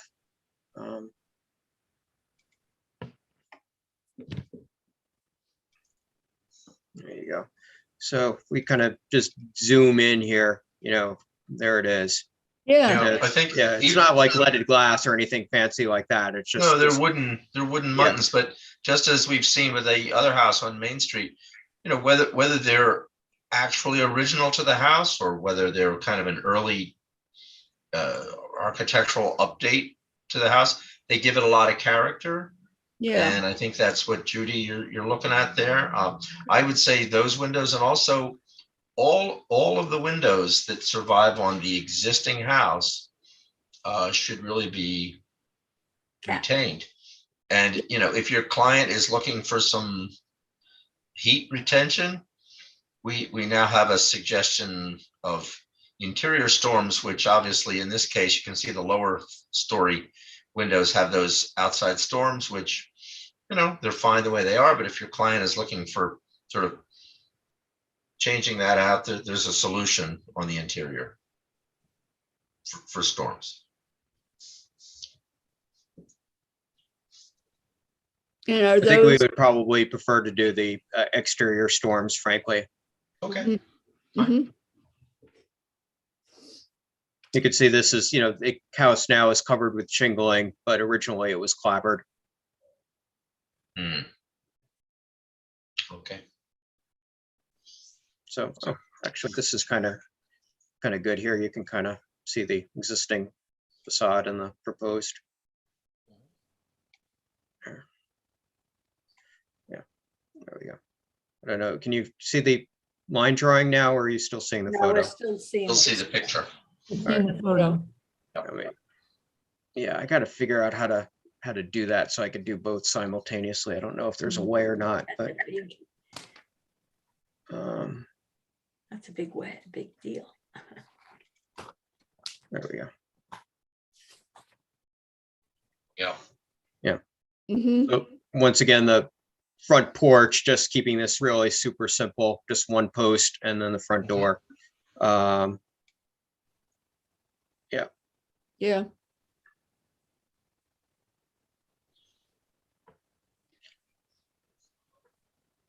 Those upstairs windows really make the whole house. Yeah, they really do. Yeah. The thing that kind of takes away from the photo is the sturdy screen that's on the middle window. 'Cause Yeah. you know, I'm sure you can take care of that. You can clean that up. Are we okay with the new foundation? Sure. Yeah, I just want to make sure that's clear that we're doing that so that when the house gets lifted up in the air, nobody's shocked to see that. But you know, that's because it is such a tiny house. It's really the only place where we can get some extra space by going down. Well, I think your photographs certainly show that it's settled into the landscape. So the siding seems to be touching the ground, and Yeah, we're gonna you need and to I lift wanna- it. Yeah, and I want to kind of bring that up too a little bit just with the landscaping here. Really, there's not too much to the landscaping. They may do a swimming pool in the future, but that will be a separate application. But the grade here is kind of weird because it kind of slopes up this way. You know, sorry, I gotta go back into screen share here again. Hold on. Yeah, okay. So I hope you can, you're looking at the photo now, right? Yes. Yep. Okay, so you can see how the grade's a little odd here because it kind of slopes up this way and then just before it gets to the property line, it slopes down again. So we are going to kind of level that out a little bit. That'll give us a little height, you know, give us a little height going down rather than having to go up. just because I know it's a prickly topic, there is one tree that will have to be removed. It's actually this one here. I don't have a good picture of it, but that's actually going to be not so much for what we're doing to the house, but for the septic system, which is kind of got to go in this space. There's really no other place for it.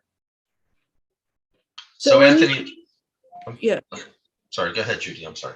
When you're raising the house, are you putting it back down at the same level, or is the house going to now be? Yes, it will be. It will be the same ridge height. There's a pyramid issue which we're just barely clearing. So we don't really have any of the ability to push the house up much further. So it'll just be the grade rather than the house going up. The grade will go lower. Oh, okay, good. Yeah, we're talking 6 to 9 inches or so, I think. So what is the existing foundation? I'm guessing brick. Yeah, I think if I remember correctly, I think it's a mixture of brick and cinder block.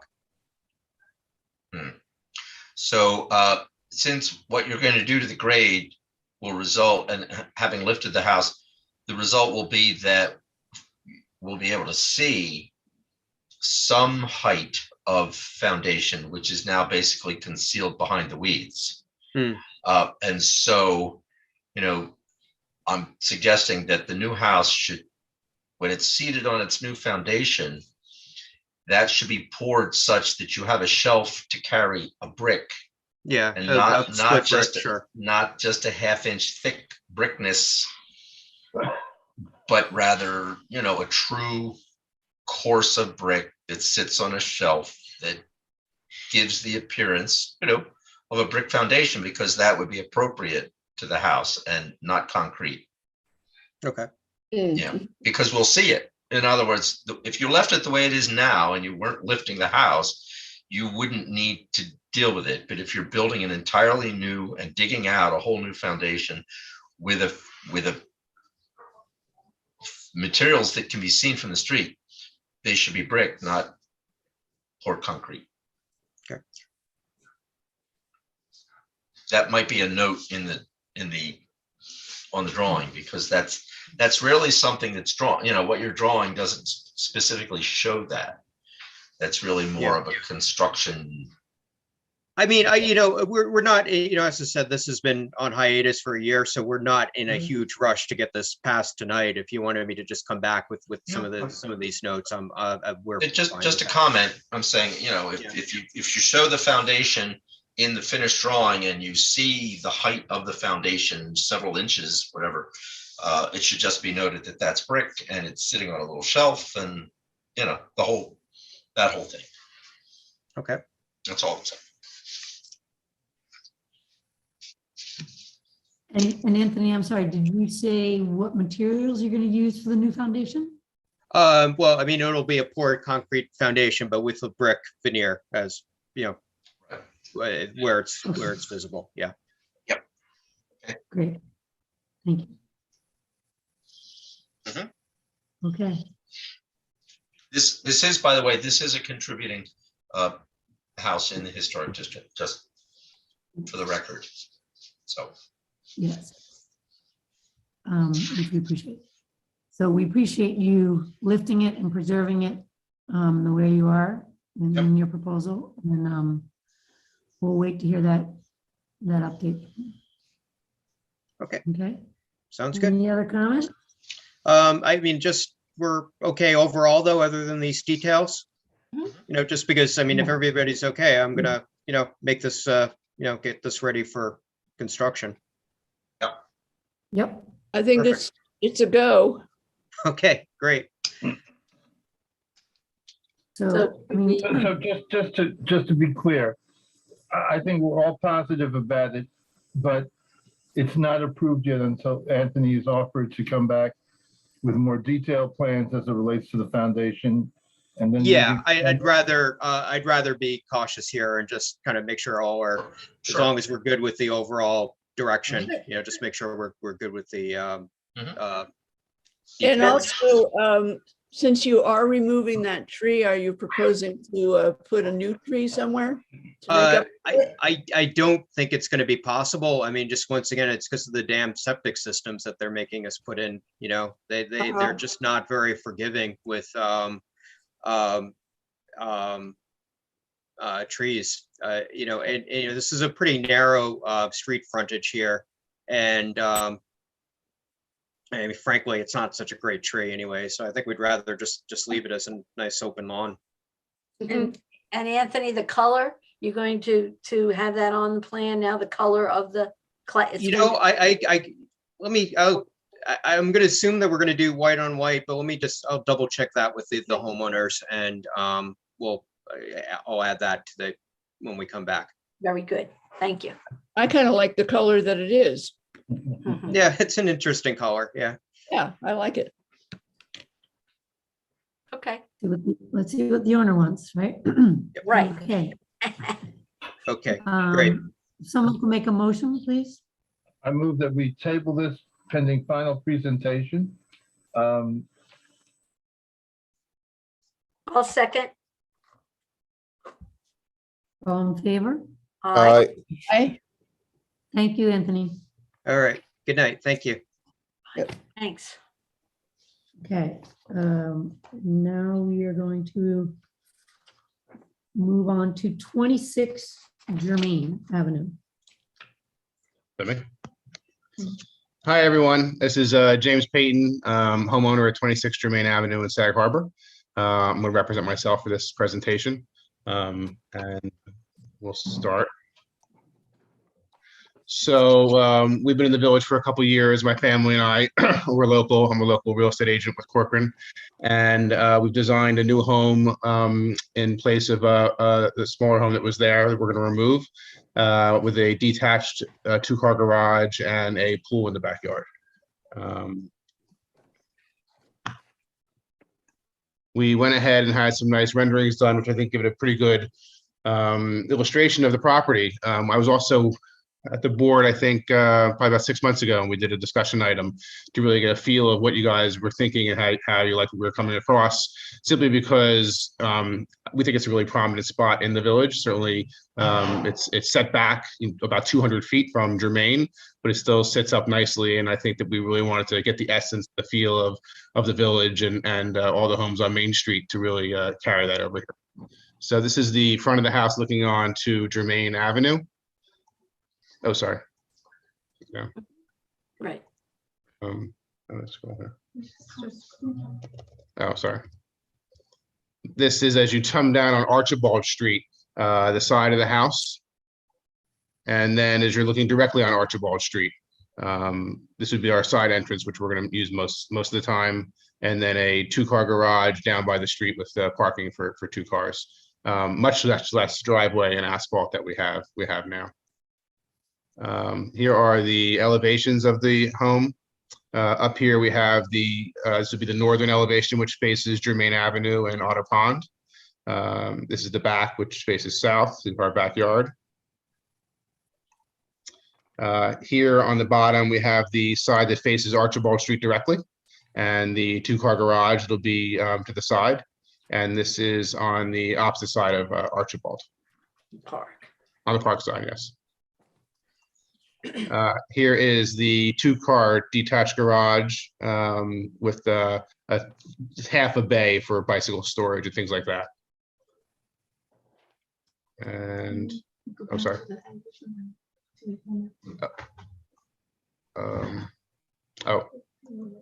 Is that a corner lot? Are you on Archibald and Germain? Yes. Where's the map? Yes. First one. Yeah. Okay. Here is. Across Yeah. from the Hill. pond. It's on the hill. It's that house on the Yes, hill. yes. Way up on the hill, I know. Here's Otter Pond. This is Germain. Archibald comes this way. Our driveway is on Archibald, and then the park adjacent to this side. Okay. And then back to here. As far as the exterior, all the windows and French doors are going to be white on white with divided lights, space bars. The front door and garage doors also to be white. The roof on the main house is to be cedar, And then also cedar on the garage, but there'll be a small portion that will be that standing seam roof with like a silver finish. The siding of the entire house will be a white cedar clapboard with a 5.5-inch exposure, pre-stained white. The garage siding will also be white, but it'll be a board and batten to give a little bit different texture. Keeping with the brick, as the previous, as Anthony was saying as well, the chimney is going to be red brick, and then the foundation underneath showing will be red brick as well. The rendering has it as gray, but it'll be red brick with a bluestone slate top. And then all the trim, railings, posts also to be painted white as well. And then the front and back porches will be a Ipe material. Floor plans we don't have to go over, right? Whatever it is. So, James, James, Yes. I have one question. Sure. You know, obviously it's a somewhat of an odd shaped lot, and you know, you have the hill, so it'll be up and prominent. It looks large, particularly from what was there. I understand from the building coverage, you will go to propose building coverage of 4,000, a little bit over 4,000 square feet. So my question to you is, you know, given that you are in the historical district, I understand that the house that you are replacing was not historical, and Archibald itself as a street was newly created. But you're still in the district, and you're, there's historical homes that are around you. Well, I think that not we're on Archibald, but so my question to you is, the square footage of the other surrounding homes that are around you. We just want to be cognizant that you're harmonious with the other on the street, right, as well as in the neighborhood. Sure, well, that's So something you we could definitely provide us- it's something we definitely took into consideration. I mean, I think one of the things that benefits our property most importantly is that we're, you know, almost 200 feet back from the main public street. And you know, if where's my map with the local houses? How big? You know, directly across from us at which one is this on Germain? At 34 Germain, which is right. I mean, I think that was a historical home that is right on top of the road. I think that's similar size to us, if not a little bit larger. And that sits right on top of the street. Oh, no. How big is the house that's there now, James? My current home is, I think, maybe 2,200 square feet. And It's a cape from the 60s. Right. And the new house will be 40, about 4,078. 4,500. Plus. So it's about, it doubled in size. Correct.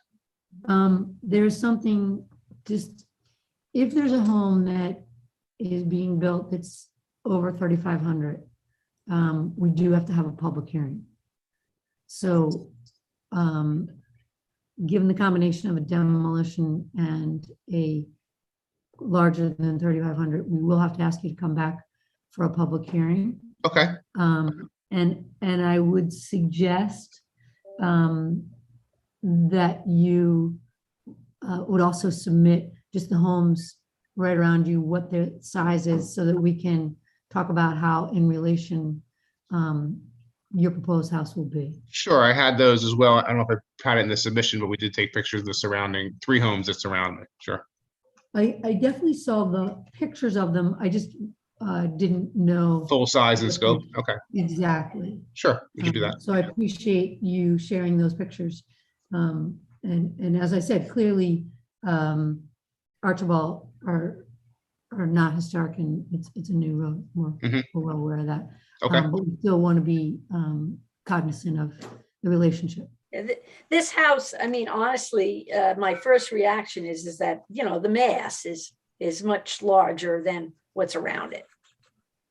like when you go down Archibald, there's no other house, I believe anyway, that's, Everything else, you know, 4,000 square feet.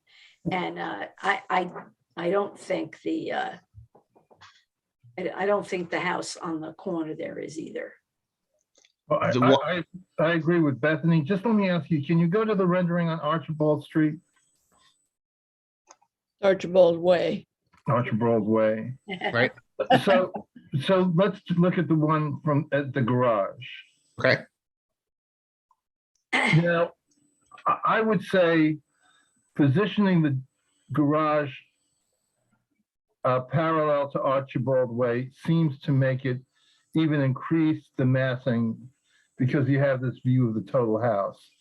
Would you consider maybe repositioning that to perpendicular to Archibald so that you're just seeing a side view as opposed to this longer view?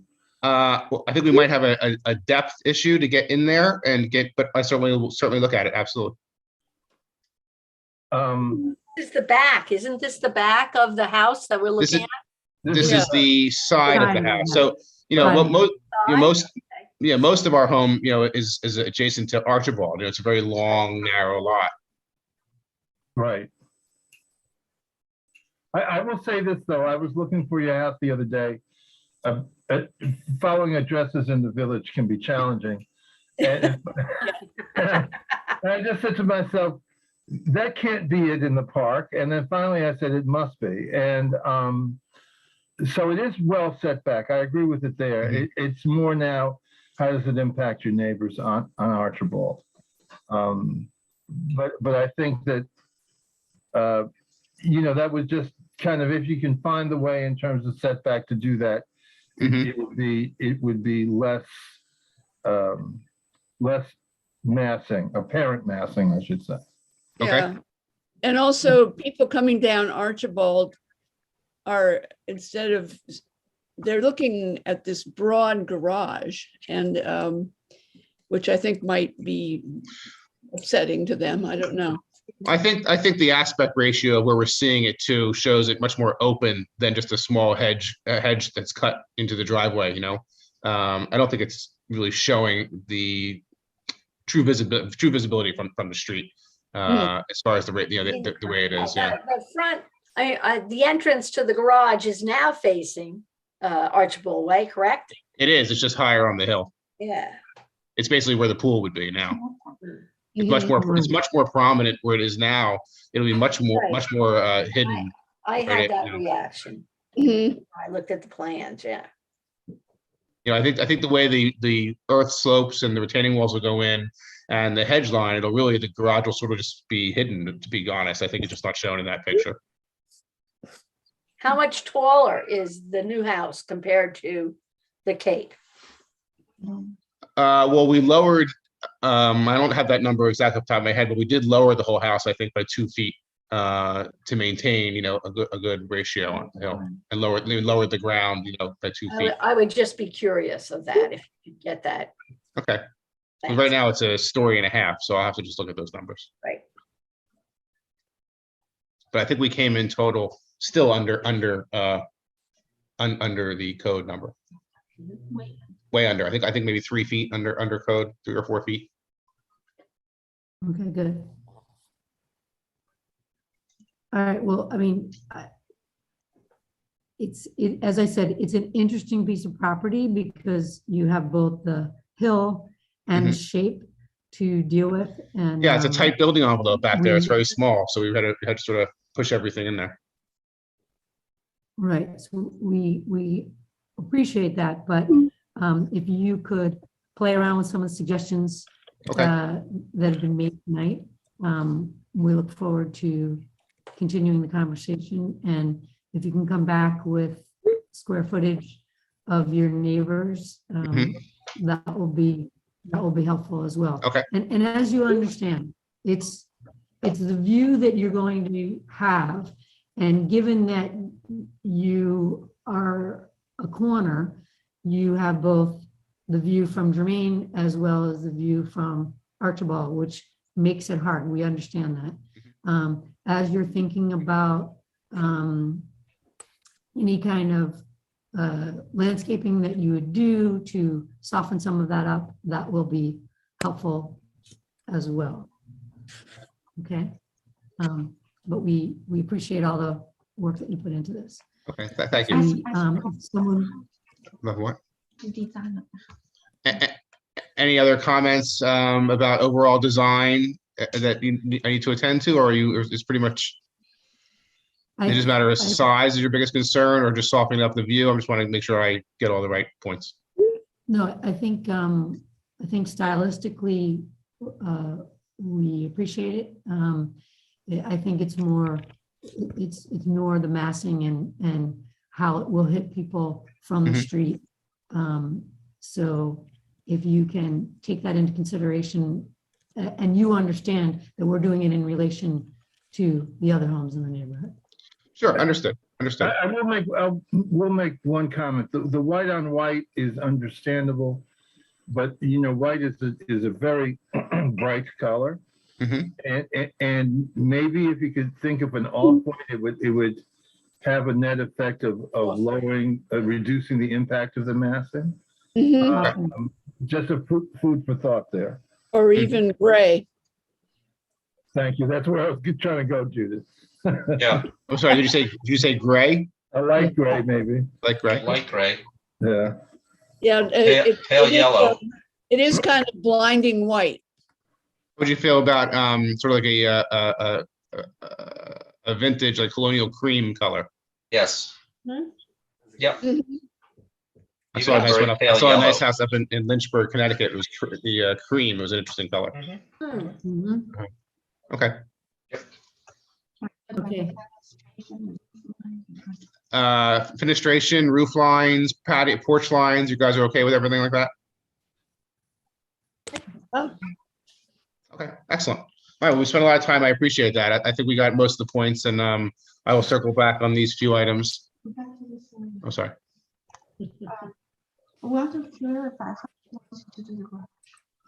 Oh, can we go back and discuss the garage again? I have my architect here in the room as well, Lucy. So just so we can be clear, would you like to see it where both cars have to pull in? I want to say on the side, so it's only one bay you're looking at.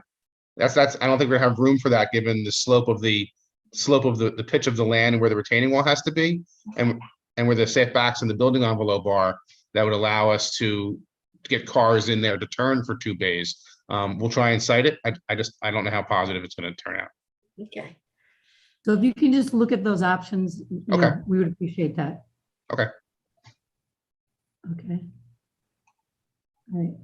So if someone could make a motion, please. Just hold on. So we have to schedule this for a public hearing because of the size and the demolition. So we need a motion to schedule the public hearing for the next available meeting, which would be February 24th, because with noticing, we won't make the 10th. So that's when this will be tabled for the public hearing. Now, will the next time I come back be the public hearing, or do I need to come back to you guys first? I mean, it's up to the board, but it would probably be the public hearing when you come back, unless you wanted to come back the 10th. No, I think we can cover these items and go straight to the public hearing. Perfect. Okay. And Heather will get in touch with you to make you understand what needs to be done for the public hearing. Yes. Notify. So I'll give you a call once it's ready. You come in, pick it up, and you do the posting, and I'll explain it further then. Okay.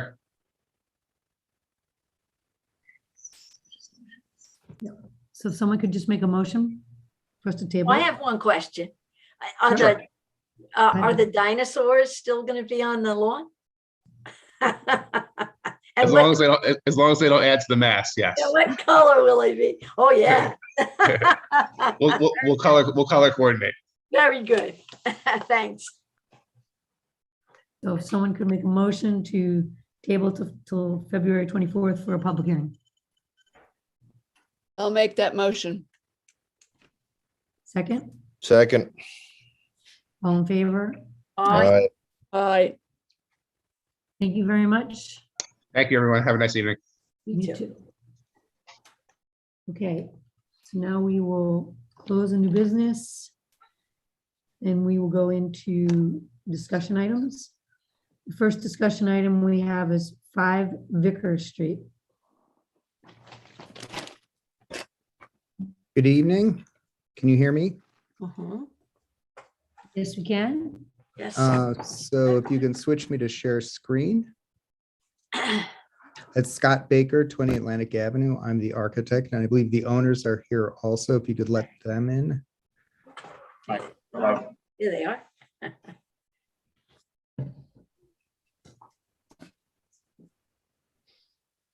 Am I sharing the screen or are you? No, I can if Okay, it's all set. it's, oh, hold on a second. Sorry.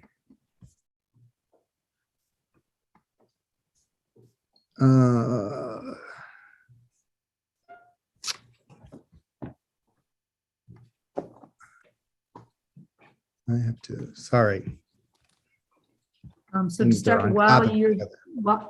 while you're bringing it up, I just want everyone to know that they do have a ZBA approval. And so it's just for everyone to be aware of that. Good. So this is a project that you saw a few years ago. And it's a difficult site. It's surrounded by 3 streets. And this is a high elevation down to a lower elevation. And there's an existing ranch house here on the property. And what was proposed before was basically to demolish the house and build a Cape Cod style house with an addition out this end. So it would be a 2-story house with a swimming pool and some terracing. And because of COVID and other problems, the owners have decided to scale back and rethink this.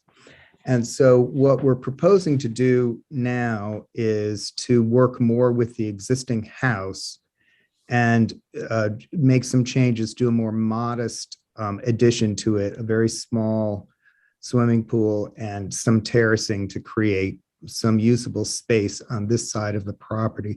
There's quite a hill here, so it's not that usable. We can't see it. Can I just ask one question? Was it actually approved before, or it was just a discussion item, number 1? Number 2, I'm not sure if you think you're sharing, but we can't see anything. We don't see it. You don't see anything. You don't see a photo? No, we see you. You see me. Everybody else. Hold on a second. Sorry. I thought. And while Scott's bringing it up, the prior plans were both approved by the ZBA and the ARB about 2 years ago, pre-COVID. Thank you. Where did my, I'm sorry. I've lost my,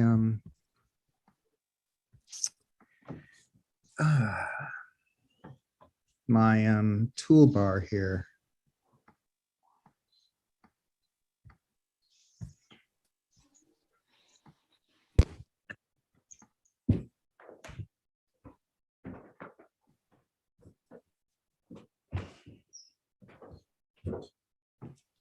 Okay, can you see a screen now?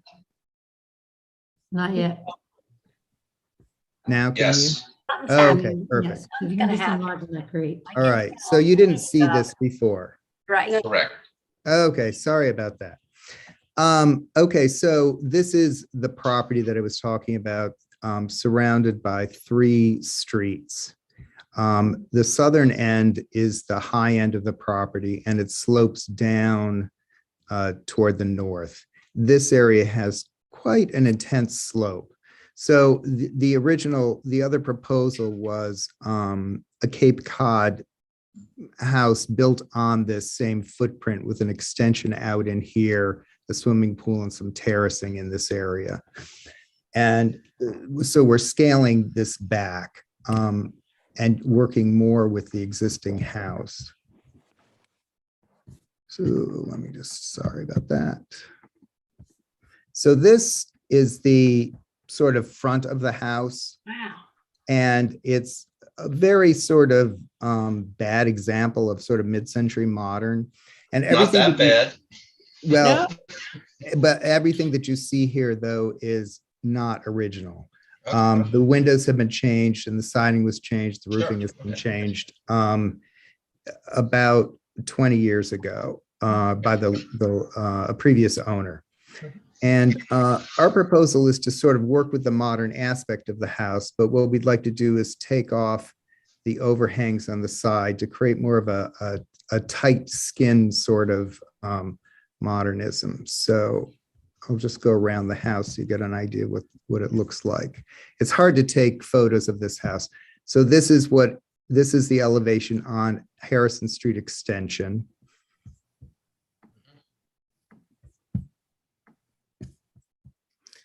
This is at the southern end, and you can see the street is much higher than the property down in here. Back. And then the rear of the house is very difficult. I can just get you a glimpse of it over here. So the house is shoved quite close to the property line on the west side. So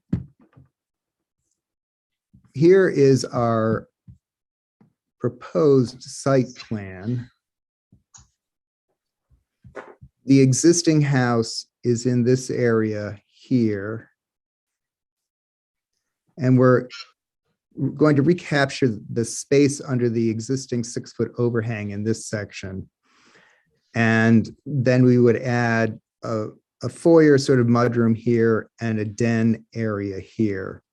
Off the south end of the house, the master bedroom and master bath area would like to add sort of a pergola structure that has an outdoor shower and an outdoor bathtub to sort of give a little bit more space without really adding a building structure to the house.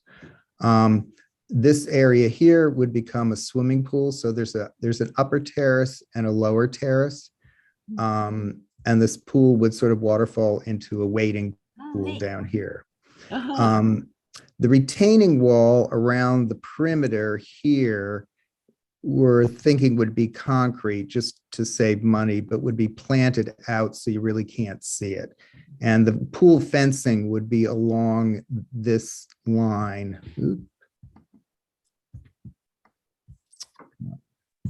In wire fencing hidden in the vegetation.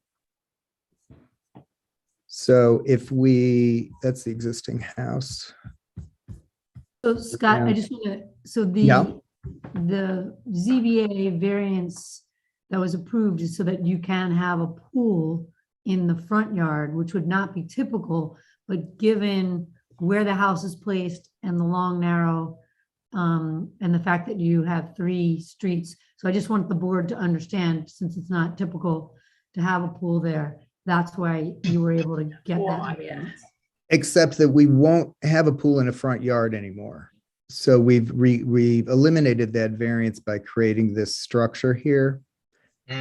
What it does is, if I go back to, I'm sorry, this is a new computer and I'm having a little bit of a learning curve here. If you go back to this here, the streets are here, here, and here. So this is a front yard, and this is a front yard. But because the building is here and here, our pool is actually not in a front yard anymore. So we did eliminate that variance. Oh, very So clever. it will actually, in part of the reason, if you've ever been by this site, is it's almost like a fishbowl. So part of the reason for doing that is also privacy. And we would maintain landscaping here, but also out here so that there's sort of a double layer of landscaping from the streets. So the top view is the front elevation. So this is the existing house here. And we're proposing to change the windows, the siding, and the roofing, and basically go to all sort of cedar. So there'd be cedar shingles, cedar shingle roofing and some vertical cedar siding, which we would all leave to weather naturally. So it'll all go sort of a gray tone. The windows would all be Anderson and in black. So this, oops. This is the southern end, showing that sort of pergola structure at the master bathroom and bedroom. This would be that the northern elevation, showing the addition. This is the addition here. The steps up into the pool terrace and terracing. And then here at the bottom is the rear elevation, which is close to the west property line. So this again is the existing part of the house, and this is all new. Scott, could you go back to the front of the house? Yes. If I can make this thing work. Is that it there or Yes, not? this Yeah. is. Oh, okay. So what we have here are Alaskan yellow cedar shingles, which will go gray, and then some vertical siding on the connection piece sort of between this den sort of space and the foyer space. And then again, our shingles, and out here we're doing again the vertical cedar siding. So it's just fairly simple. We'll keep the sort of outriggers concepts. And what we're doing is creating sort of little wing walls that come up and meet the depth of the overhangs to sort of create this sort of shape here. The other part of the project is there is no basement under the house, so they'd like to get a little bit of storage. So under the new addition, we would be doing, this is all crawl space under the existing house. We would be doing a full basement, which would be for storage and, just sort of a workroom that would have a walkout, excuse me, staircase up to the lower terrace. So I also have just a colorized concept of if I can get it to open, come on. There you go.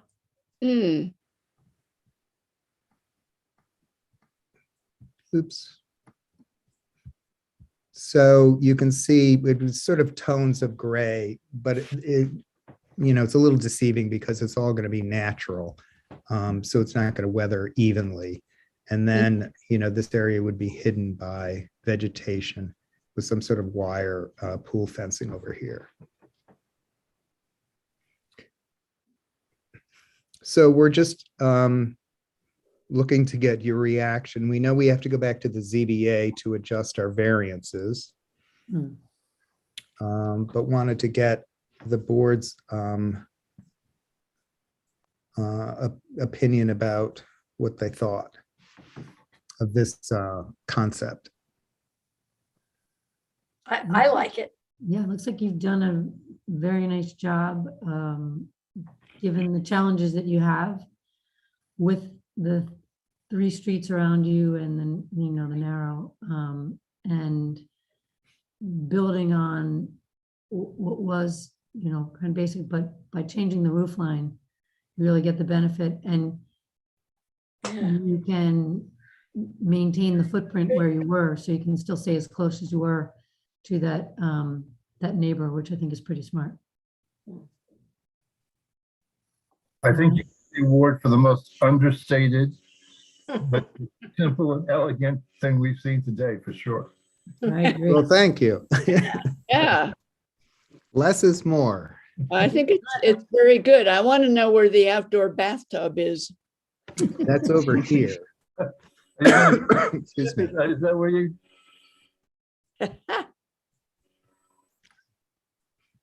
It would be right here. It's right in this area here. Very cool. Great. I think you've done wonders with it. Great, thank you. Thank you. Okay, so we will wait to hear after you go to the ZBA, get that update from them. And we look forward to you coming back for a full presentation. Great. Thank you very much. Thank you. Thank you for your time. Great. Thank you. Have a good evening. Yeah. Bye-bye. So if someone, well, actually. Oh, it's a discussion, right? Discussion? No, we're good. Yeah. Nice. Oh my God. So the second discussion item we have is 162 Madison Street. Hi, good evening, board. My name is Katie Frank from Kriegsman PC. We represent the owners at 162 Madison Street. I'm also joined here tonight with Jonathan Chesley from Kitsma Architecture. And I believe Alexandria Donati from Miranda Brooks Landscape Design will also be on. So I'm going to, Hello. is she here? Yeah. Hello. Okay, so I'm going to share my screen.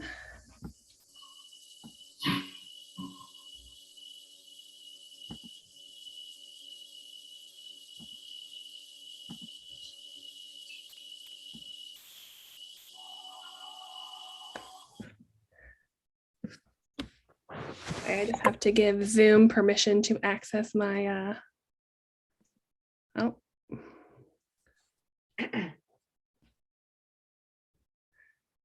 Okay, it doesn't want to do that. Let me just try one other thing. I'll just share my whole screen. We'll do that.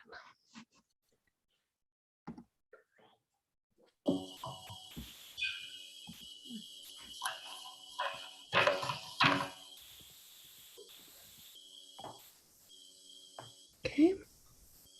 Can you see my screen? Yes. Okay. So I'm going to start off by zooming in on this photograph of the existing house here. So we have this beautiful historic house, and then we have these high hedges here.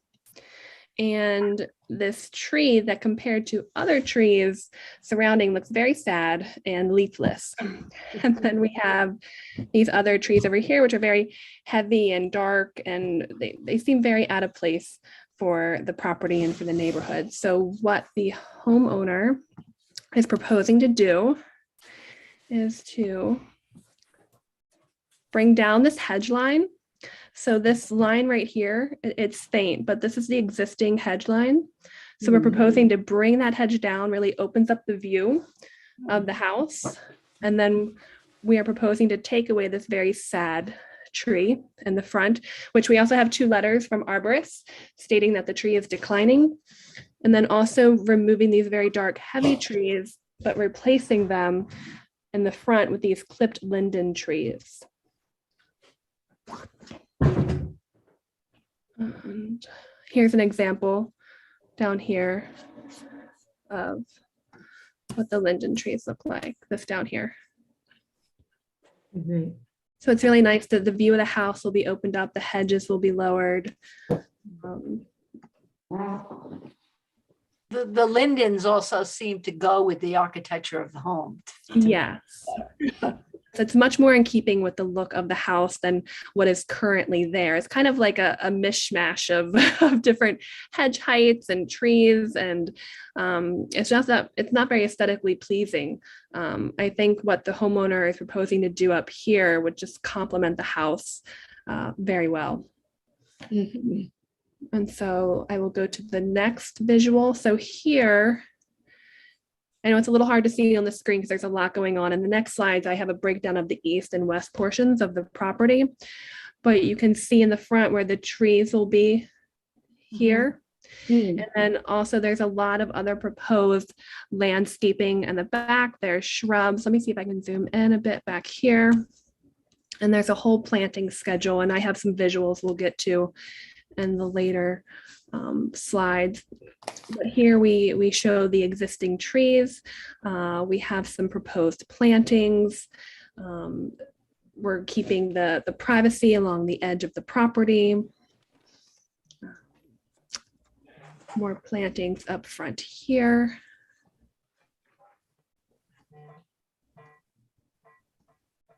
So here's more of just, it focuses in on the front of the property, because again, there's a lot going on the full site plan. Are there any questions or areas that you'd like me to focus in on? No, I think it's great.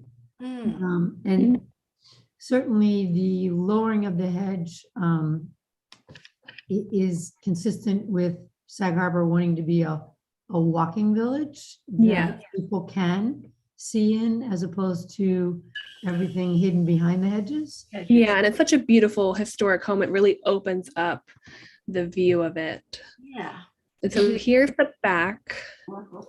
There's going to be a lot of plantings put in. I can show you. Here's the planting palette. We can kind of go through it. Again, the first photograph is pictures of the box lindens that would be in front. This hedge would be the lowered hedge to match. And some of the other plants that will go on the premises. And then we have some inspirational photographs of some of the flowers and seasonal plantings that will be planted. And mostly those will be in the back, correct? Correct. Pretty. Yeah, it's very pretty. So we won't see that from the front. It's just lovely to know what they want to have. Yes.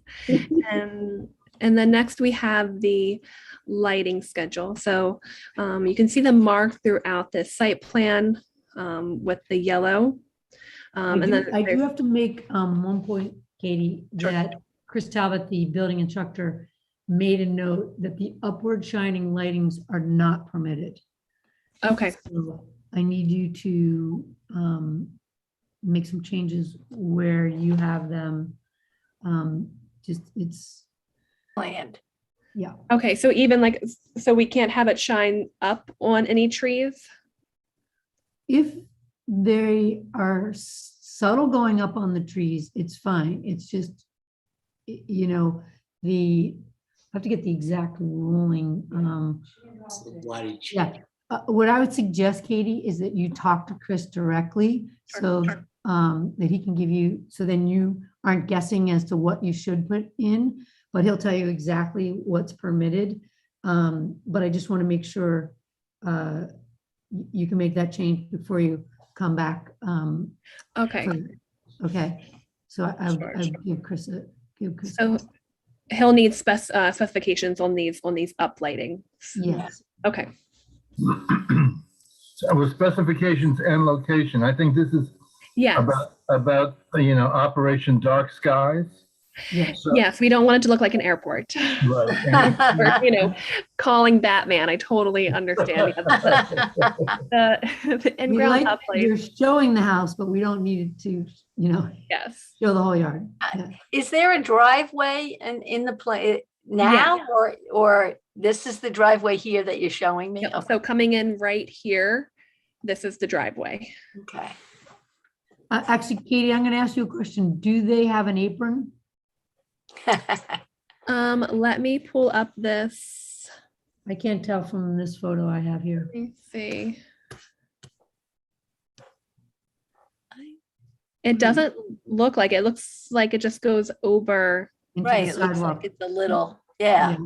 So that is a change that we are asking all the people in the village, as they come in front of us, because the thought process is we don't want pebbles either for people walking or riding their bikes, etc. So it's a safety To go down the street, into the street and down the gutter. Sure. We want to try I mean, for that not if being it's gravel, if it's not gravel, then it's okay. right. But I think it's pebbles. I'll confirm that. Okay, great. Thank you. So the question about the front yard hedge height, what is that going to be? Sure. So it's going to come down to 4 feet here. Great. Thank you. Very good. Yeah, 3 to 4 feet. Yeah.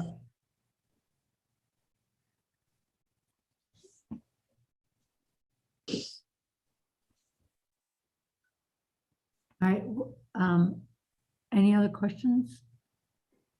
No, it seems beautiful. Yeah, I like it. Just have to adjust the lighting. And you're not doing anything to the house, correct? Is it just all Correct. landscape? This is just landscaping and I believe patio in the back, but we're not proposing, the house is already gone in front of the board. This is just for landscaping, lighting. I thought. Okay, perfect. Well, we look forward to having you come back with the final. Thank you for your time. Thank you. Thank you. Okay, and now the last item of discussion is 27 Glover.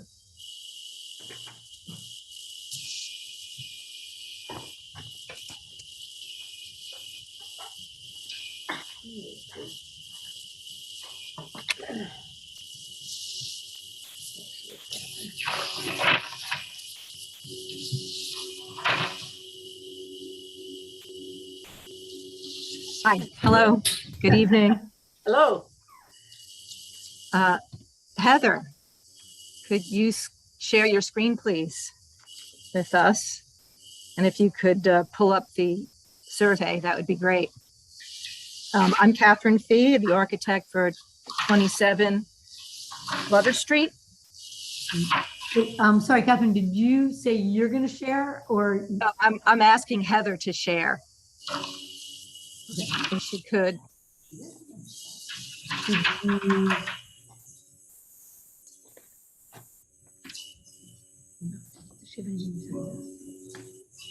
Did you, I didn't get an email with the, did you send an email? Yes, yes, I did.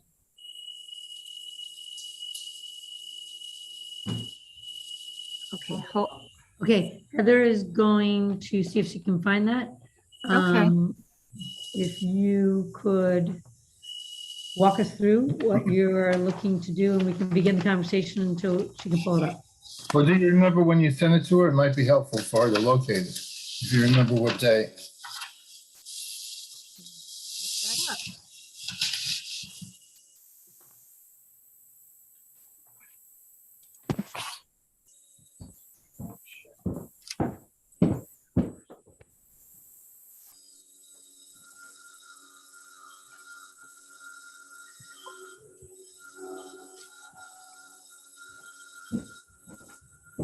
You know what?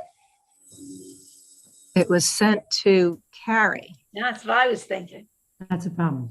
Yeah, I bet it. Okay, I can send it to Heather right now. Sorry. Go. We have to bring Carrie in.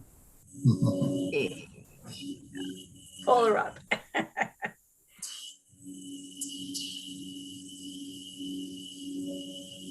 Okay, I'll try to describe this without the survey. We're proposing to enclose an existing a poured concrete stair that faces Green Street. And this is the stair that's presently used to access the back of the house. And it's approximately 70 square feet. So this will be a one-story enclosure. It'll have a shed roof. It'll be a roof kick off the existing gabled roof. And we are proposing a new set of stairs on Green Street to access the back of the house. Then on the west side, between the pool and the house, there's a deck presently that's 10 by 7 by 14 now, and we're going to pull it out 3 feet for a total of 10 feet. And then we're going to extend it over across that new one-story addition. So the total deck is going to be 10 by 21. Presently, there is a covered porch that's 10 by 13, and we're going to increase that size to 14 by 17. And we're going to rebuild the access stair to that covered porch. So everything is a one-story with some finished space underneath, because the house is about 2 feet. The ground floor of the house is 2 feet below grade, approximately. Then there's a first floor and a second floor. So we're adding about 300 square feet in lot coverage. And we're just slightly under the lot coverage now. And in order to make that work, we're going to be removing some of the bluestone patio that's on slab off the pool. So I guess you want to know what it looks like, which is very important because this is it's the house in the corner, right, of Green and Right. Glover, right. And I believe it's a contributing factor house. It is a contributing structure. It is contributing, although it's been done to, but still. Yeah, there are some unfortunate dormers that were added on the Glover side. Most and some additions to the back. I guess it was a kitchen gable addition that we're keeping. We're going to, do this one-story connection, trying to keep it not impact the house too much. So is Heather around? Heather is here, but she doesn't have, did you email to her now? Yes, I did.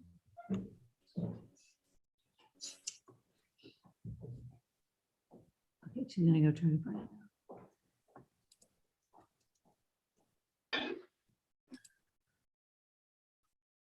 Okay.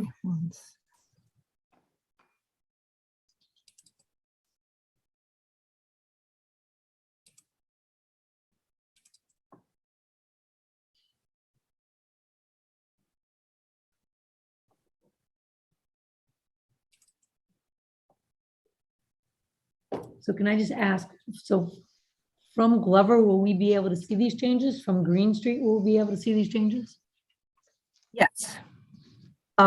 They're not going to be that visible because there's a big hedge and there are trees. It's heavily landscaped. It is also one story.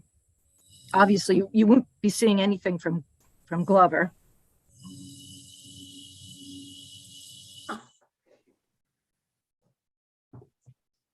You're saying it's one story, but the house itself is 2 stories. Two and a half story. And it's all right, so it's 1.5 stories. and it's on, like, if I turn to go on to Green, it's on the left side. Right, the right-hand side. Well, yeah. Okay.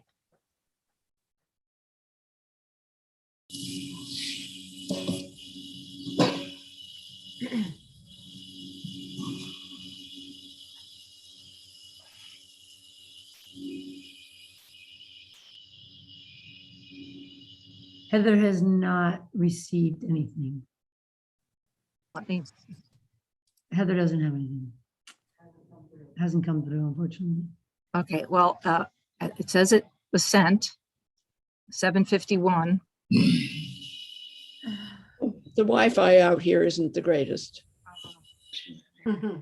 So I think, are there specific questions that you want us to address? Yeah, it's not really possible without the drawings, obviously. The important question is whether we're headed in the right direction. And I definitely wanted Zach his input on it. Well, I can come down to the office and look at the, drawings in the office. That would be great. Could we schedule a meeting that we could do it together? Is that possible? Well, yes, but I mean, I'm only advising the board, so. No, I understand, but I think you're it's looking for important feedback from the board. So. I would think that I would think, Jean, right, that we can just, maybe she can make the formal application for Yeah. I think so. for the next meeting, and we can all see it at the same time. I don't know if we need to make special.